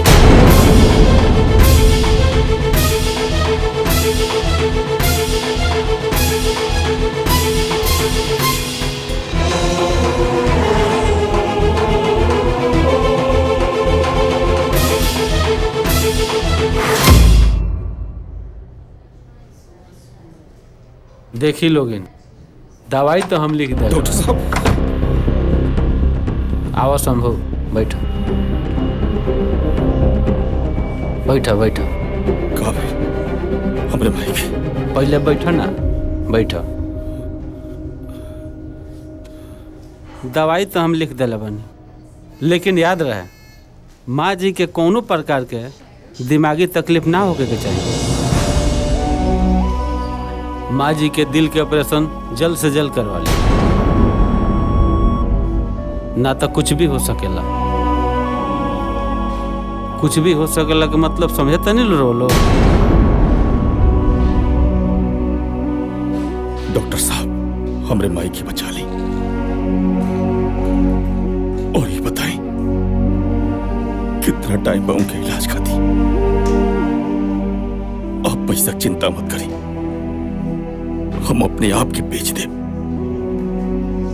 लेकिन पैसा का इंतजाम जरूर करो। हमके ही बताएं कितना पैसा लगे उनके इलाज में? हाँ डॉक्टर साहब, जौन भी बात बा साफ साफ बता दी, कहे कि माई के इलाज में कोनो कमी ना रह के चाहिए। हम तो रउआ लोग के हालात जानता नहीं। रउआ लोग मात्र 5 लाख के इंतजाम करी। 5 लाख रुपया? अरे इतना पैसा कहाँ से आई?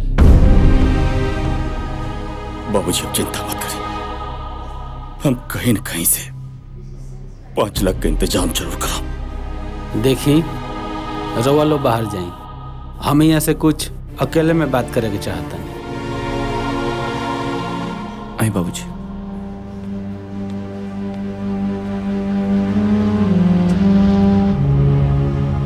बताएं डॉक्टर साहब। देखी शंभू बाबू, अम्मा जी के ऑपरेशन खातिर इतना सारा 5 लाख रुपया रउआ कहाँ से लेके आए? आप चिंता मत करें डॉक्टर साहब,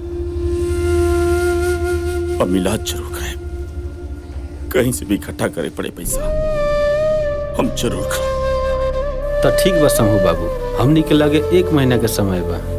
1 महीना के अंदर अंदर अगर माँ जी के ऑपरेशन हो गई तो सब कुछ ठीक हो जाई, ना तो हम कुछ ना कर पाए।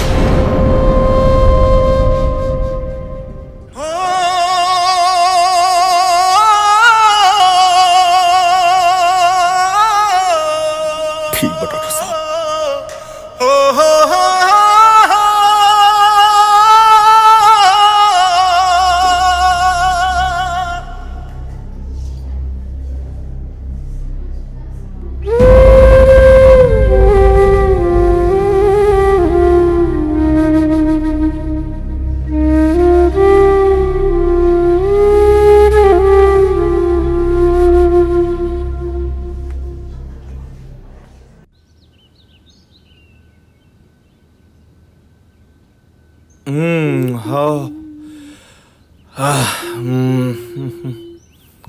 का हो जान, बड़ी खूबसूरत लगा तारू।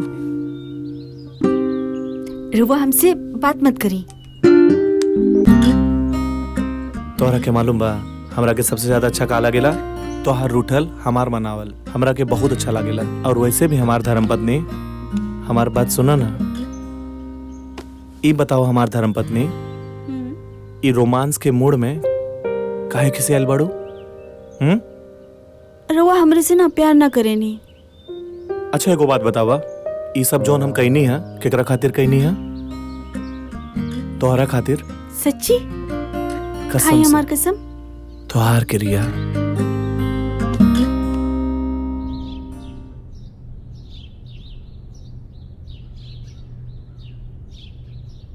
ए मोहन के बाबूजी, हमरा का भइल बाजी? का डॉक्टर कहले हैं जी? अरे कुछ नहीं के बोलो, थोड़ा कमजोरी हो गई बा। वैसे भी तारा खाना बनावे के आदत नहीं नु, यही से तू बेहोश हो गलुआ। कुछ दिन आराम करे खातिर डॉक्टर साहब कहनिया, ओकरा बाद बिल्कुल ठीक हो जेबो। सच कहत अनु एकदम सच कह। बहू दवाई खाए खातिर पानी लेके आओ। जी लावतनी।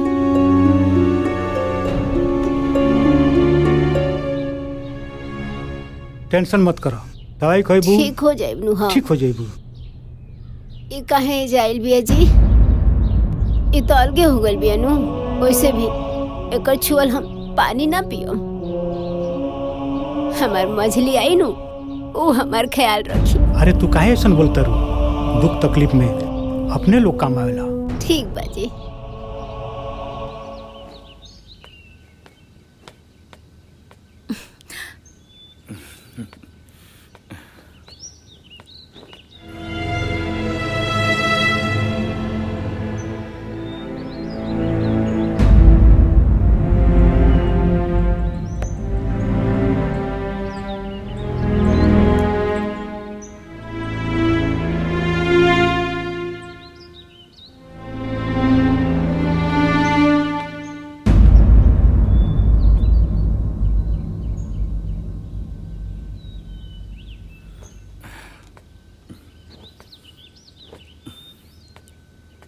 जातन काम पे, शाम क्यों जल्दी है?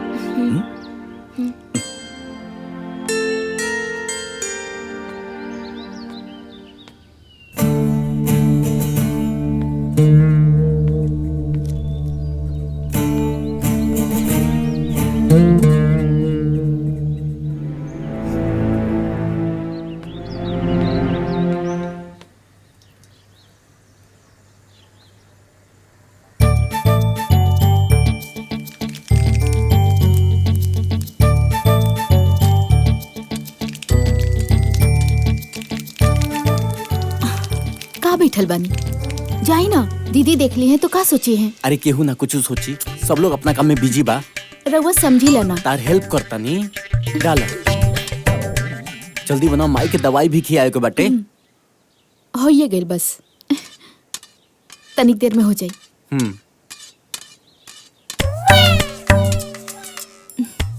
जाई, पहले जाइए जैसे हम बनावत नहीं। बनाओ ना, हम जाता नहीं।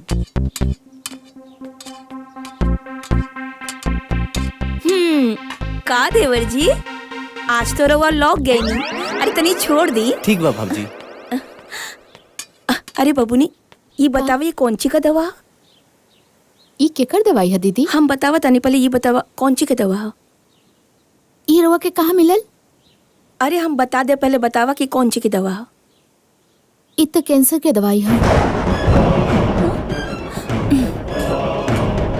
कैंसर की दवा? का भाई? ना कुछ ना।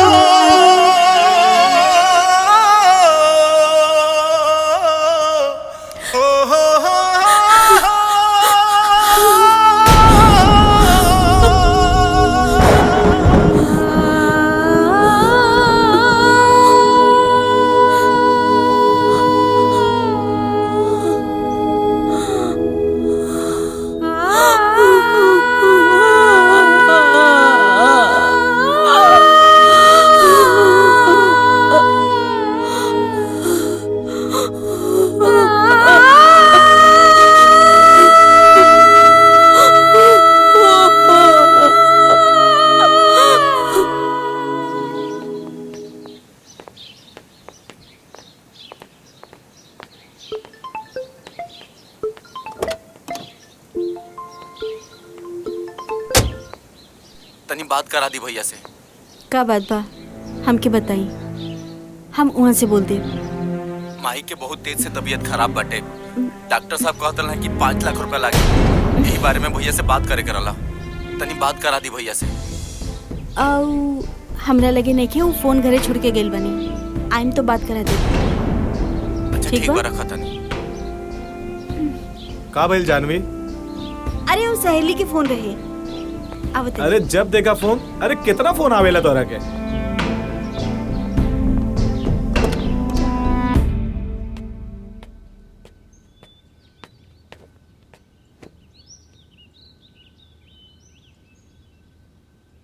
पार्वती का बात बा? कुछ सम कहे बाड़ू?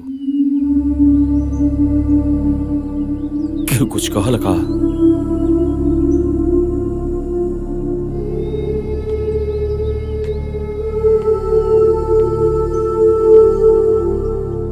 पार्वती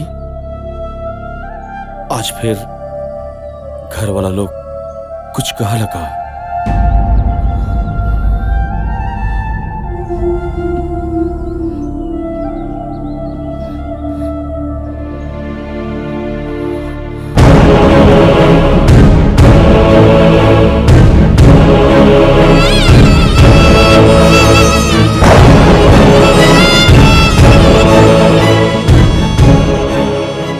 रउआ इतना बड़ बात हमनी से छुपौनी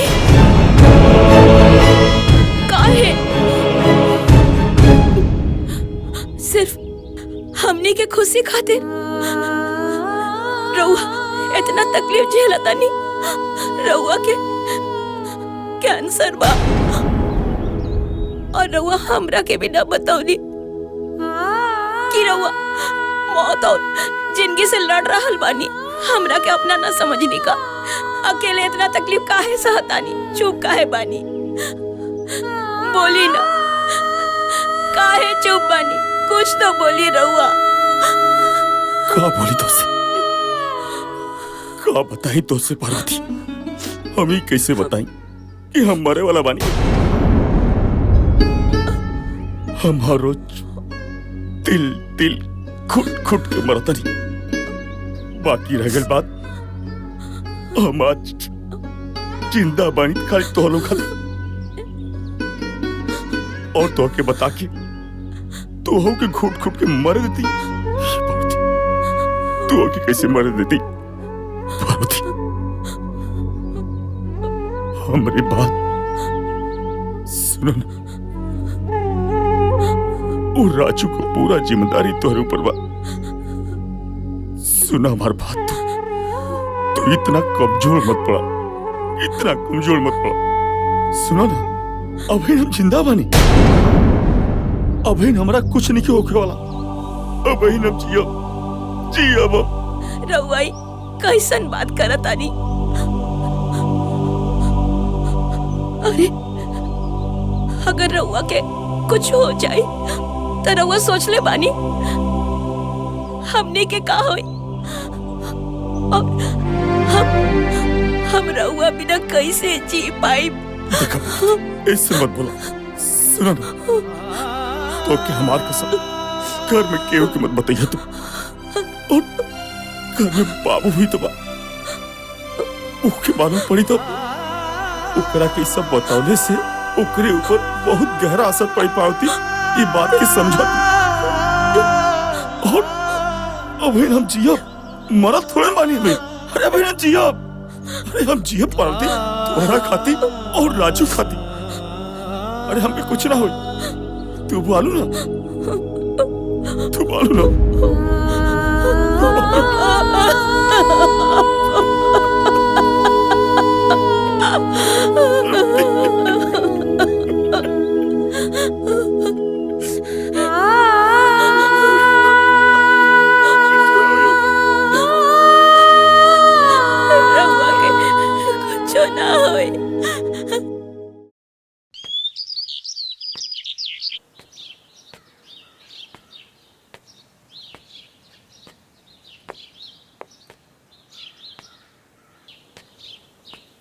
भैया सुनी ना, दीदी अपन सब गहना दे देली माई के इलाज खातिर। हमरो पास ही कुछ गहना बा, है रउआ ले ली, माई के इलाज करावे में मदद हुई। ले लेना भैया।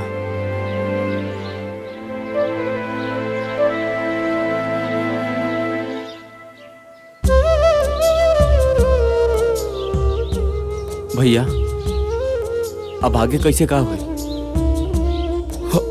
तू चिंता मत कर, हम बानी ना, कहीं से माई के इलाज खातिर पैसा का इंतजाम हर हाल में जरूर करब मोहन। ठीक बा भैया, जरूर कर। चलो।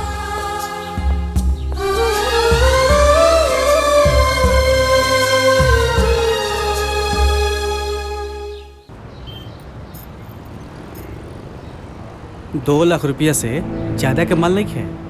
2 लाख रुपया? 2 लाख तो बहुत कम बा। ठीक बाटे।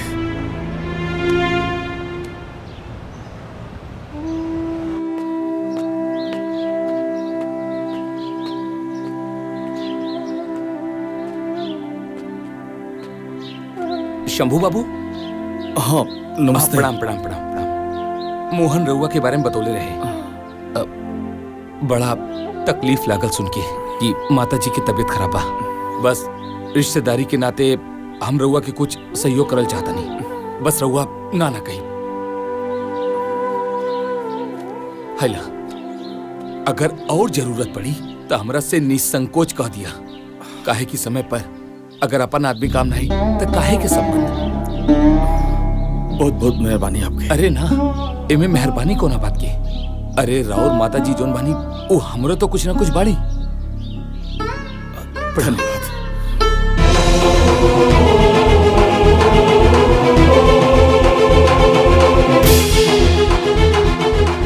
ए, माई बीमार दिया तू चले इलाज के लिए पैसा खर्चा करे के पड़ी। अरे आज तारा ई हरकत पर हमरा खुदे लाज लागता। आज तक हम तेरा हर गलती के ई समझ के माफ करी थी कि तू आज ना तो काल समझ जाए, मगर तू कबू नहीं खुश समझ। अरे तू कहा जन कि एगो माई के ममता का होला? हमरा से पूछा जेकर माई नहीं खे। अरे हम तो सासू माँ में अपन माई देखत रहनी है। हम इलाज कराए, हमरा लगे 50,000 रुपया बा, बाकी का इंतजाम हो जाए। अब चला। हमरा के माफ कर दी। अब हम कौन मुंह लेके अपना माई से मिले के जाए? पता ना माई हमरा बारे में क्या सोची है। अरे कुछ ना सोची है, उनका ये बुझाई कि तू पैसा लेने गई रहली बा। चला चल चला आवा।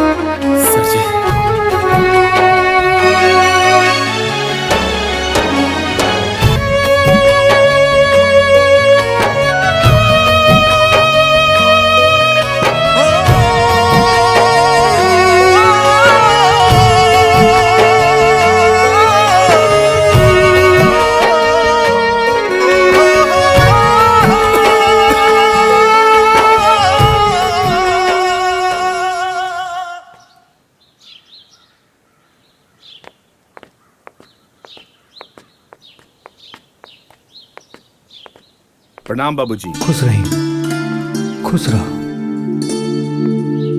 ये सब कैसे हो गए बाबूजी? हमरा तो दिव्या से पता लागल है कि अम्मा जी बहुत सीरियस बारी, मगर वह तनको चिंता मत करी। हैली 50,000 रुपया अभी इतने रहा, बाकी हम इंतजाम करें, मगर दवा इलाज में कोनो कमी नहीं करे के। रहुआ एकदम चिंता मत करी, सब ठीक हो जाए। बाबूजी मैं ठीक हो जाए नु। अरे बेटी, भगवान चाहिए तो तहार माई बिल्कुल ठीक हो जाएगी, तू चिंता मत करो।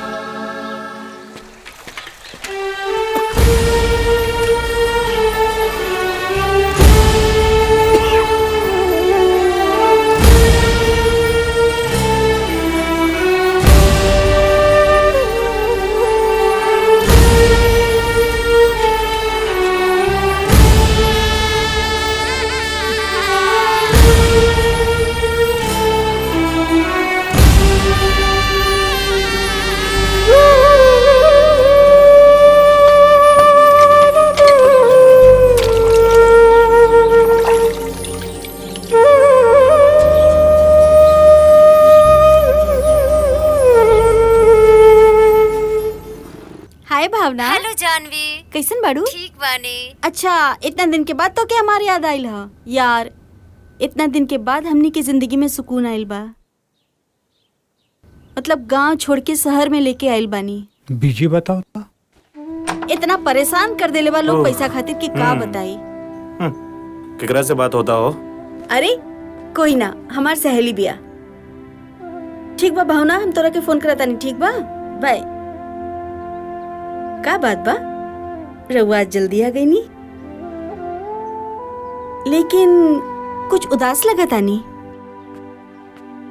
का बात बा बाबूजी? हम तो कहनी हाँ, लेकिन फोने नहीं खे उठावत।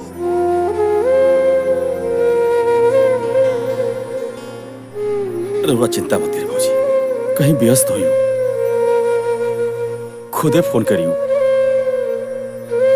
अब कौन उपाय बा? आप आराम करी बाबूजी, हम सब देख ले, हम देख ले बाबूजी।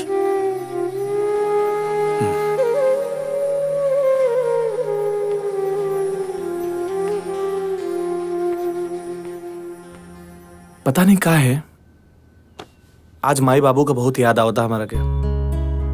एगो काम करा, तैयारी करा, हमरा के भैया भाभी से और सबसे मिले के बाद आज सबके हो के याद आवता। ए जी, एगो बात कही। उ दिन दीदी खातिर साड़ी ना ले रानी, उ लेके चली का?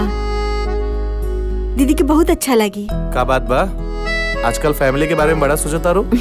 ए जी, हम कबो न चाहत रानी कि हमार फैमिली से कोनो दुश्मनी रहे। बस हम तो ई चाहत रानी राउर 2 पैसा बचे, और हम का दुनिया के केहू भी पत्नी ये चाहे कि ओकर पति के 2 पैसा बचे।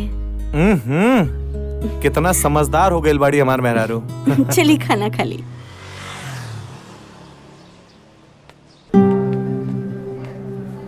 डॉक्टर साहब, हम रिसेप्शन पे पूरा पैसा जमा कर दिल बानी। अब माई का ऑपरेशन हमरे बढ़िया से हो जाई ना। हम अपना तरफ से पूरा कोशिश करें, बाकी भगवान के मर्जी। भरोसा रखो, सब ठीक हो जाई। तू ठीक बाड़ा ना? हाँ ठीक बनी। अपन ख्याल रखिए।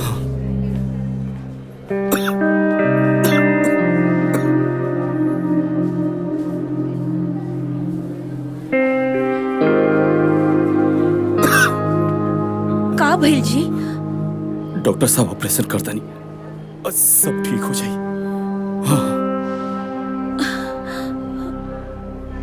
तार माई ठीक बड़ी बेटा? डॉक्टर साहब को खतरा ऑपरेशन सक्सेसफुल हुई। आप बैठी भाजी।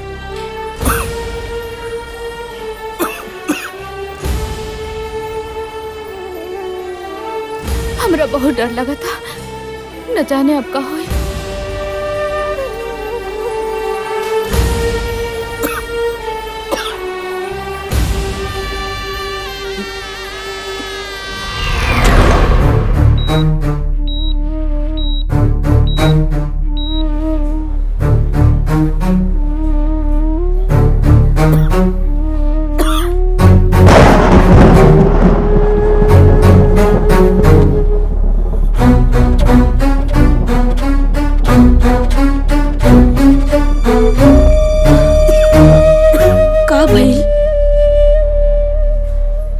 कुछ ना, अब ठीक बन, अब ठीक बन।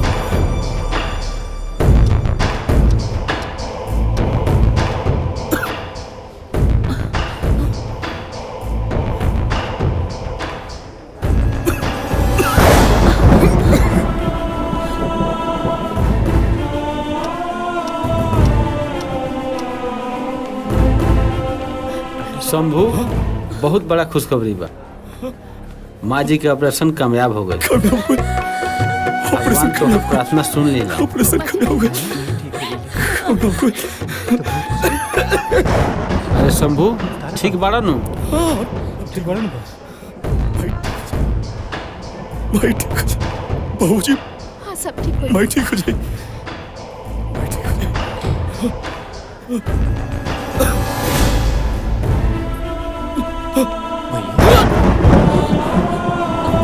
अरे शंभू, अब बहू काहे भागो?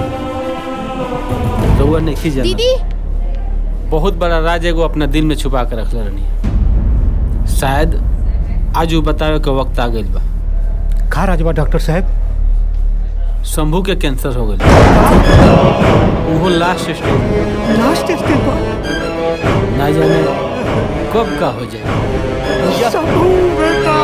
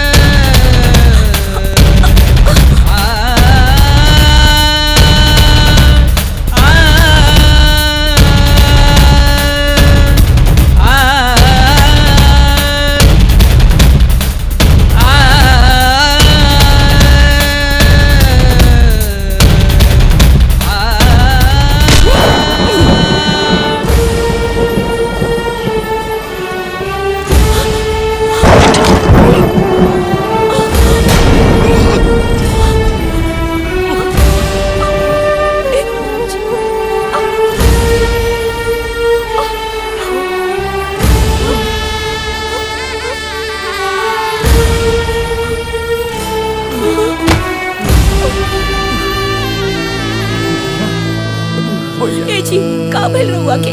बोली ना, का भइल? भैया, भैया का बोलता रखे? भैया के का हो गई? का भइल दीदी? इतना बड़ा बीमारी के छुपा के हमरा के गैर बना देला बेटा, गैर बना देला। अरे बेटा तू हमरा से बतौले रहता तो ई बाप अपने आप के बेच के तहर दवाई कराई बेटा, तहर दवाई कराई।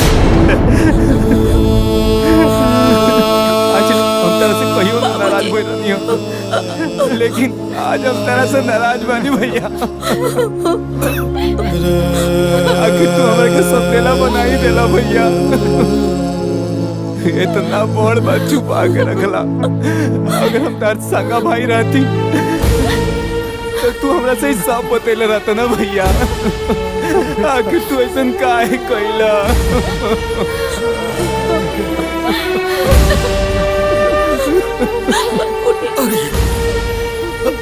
ऐसे मत तू और प्यार बाबूजी का प्यार और पार्वती का प्यार, ये तो हमारे जीने का आधार रहा रे पगला। ना तो हम तो कब का मर गिल थी लगा था कि हमारे तो साथ अच्छे तक बाबूजी देखिए ना ये का कहता नहीं, इनका क्या हॉस्पिटल ले चली बाबूजी।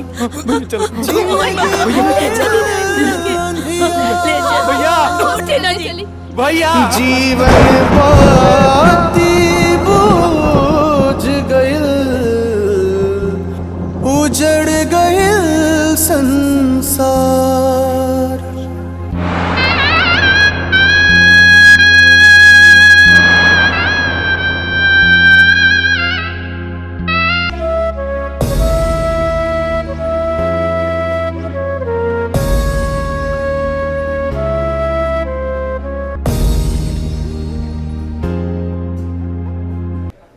माँ जी आराम करी रहुआ, रहुआ उठी मत। डॉक्टर साहब हम ठीक हो जाए नो? हाँ माँ जी रहुआ बिल्कुल ठीक हो जाए। राउर ऑपरेशन सही सलामत हो गइल बा। ई सब रहुआ बेटा के प्रयास के वजह से संभव भइला। हम जानत नहीं कि हमार मझिला बेटा हमरा के ना छोड़ी। हमार मझिला बेटा नु ऑपरेशन करौले होए। कहाँ बा हमार डॉक्टर साहब? हमार मझिला बेटा कहाँ? माँ जी अभी भी रहुआ आँख से पर्दा ना हट। राउर मझिला बेटा ऑपरेशन तो दूर रहुआ के देखे तक ना आइल। का रहुआ तो जिंदगी में कोनो अच्छा कर्म कैले होके कि बड़का बेटा जैसन औलाद पैदा।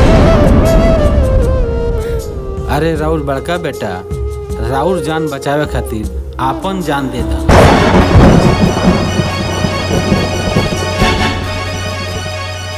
रहुआ तो पहले से ही आपन कैंसर के इलाज करवा रहा हूँ। माँ जी के ऑपरेशन खातिर इतना सारा 5 लाख रुपया रहुआ कहाँ से लेके आए? आप चिंता मत करिए डॉक्टर साहब, हम अपन कैंसर के इलाज छोड़ दें, लेकिन माई का हम इलाज जरूर कराएं। कहीं से भी इकट्ठा करे पड़े पैसा हम जरूर कराएं।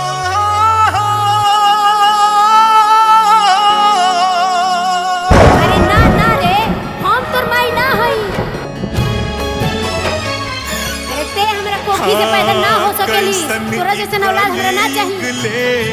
आइल जमाना कि दुगो आँखी देखे परिवार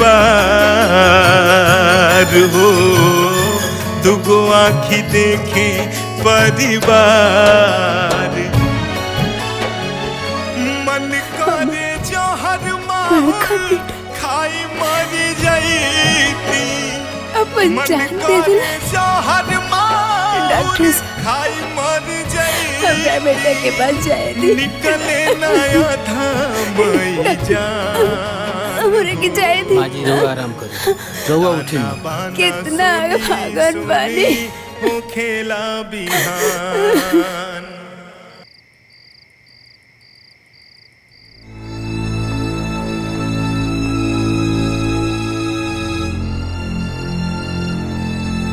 माई रुक जा ये देख,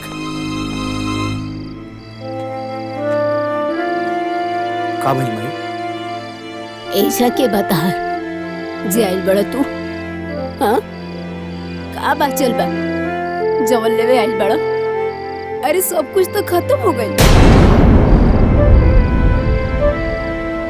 सब बर्बाद हो गए घर में। तू ऐसे काहे कहता रे माई? मत कहू हमरा के माई, हम तोर माई ना है। हमरा के माई कहे वाला, हमरा के माई समझे वाला जब समूह नहीं खे तो तोहनी के कोनो जरूरत नहीं खे, हमरा कोनो जरूरत नहीं खे। अखिया के लोराबा कबो न केहू पोछल, बुझल खाली हमरा के आन हो, बुझल खाली हमरा के आन। भैया कह देला ना सौतेला वाला बात, पूरा गांव जवार जाना था कि हमने तोहार सौतेला भाई है।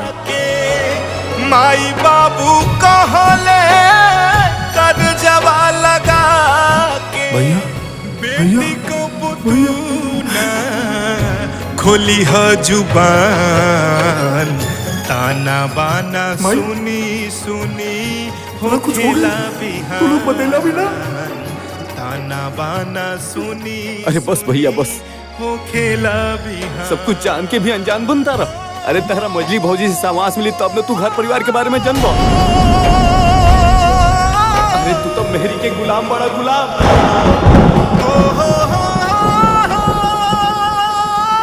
तोरा मेहरारू के लगे इतना बार फोन करनी, लेकिन तोर मेहरारू ना उठौलस। हाँ भैया, हमनी के तरह से बहुत बात करके कोशिश करी, बहुत फोन लगौनी, मगर ये मजली भौजी तरह से बातें ना करे दी। हमरा के सब समझ में आ गई। अरे हम तो वो अभागा बानी कि जे अपने भाई के प्यार भी ना समझ पाईनी। ए जी, केहू भी पत्नी बस इहे चाहेली कि ओकर पति के कुछ पैसा बचे। अरे तोरा के पैसा चाहिए ना रे, ये ले पैसा।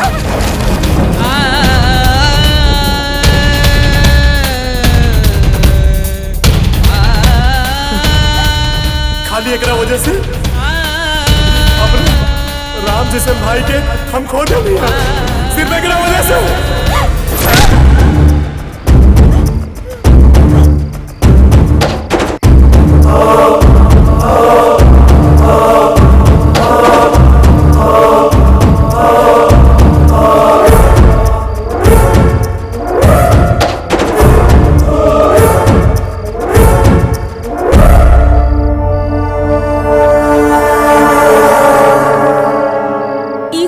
तानी बबुआ,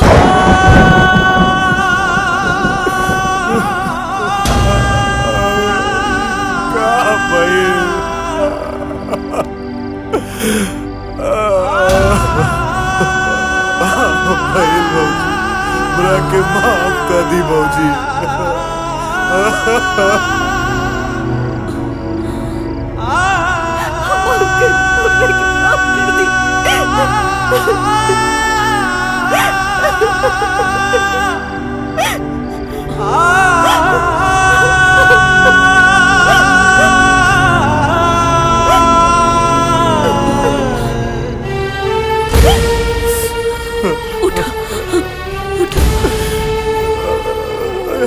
से क्या हो दीदी, हमारे एक छोट गलती की वजह से एक पूरा परिवार में खल गए, माफ कर दे दीदी।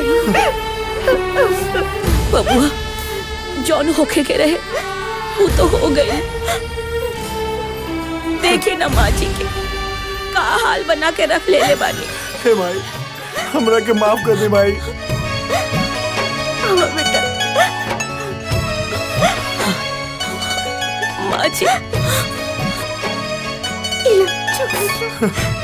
माफ कर देना ये लोग के। माँ जी माफ कर दी, हमरा के माफ कर दे रे माई। हम के हैं माफ करे वाला? हम तो भगवान से यही कहब कि हर घर में ऐसा ने बहू आवे। बबुआ,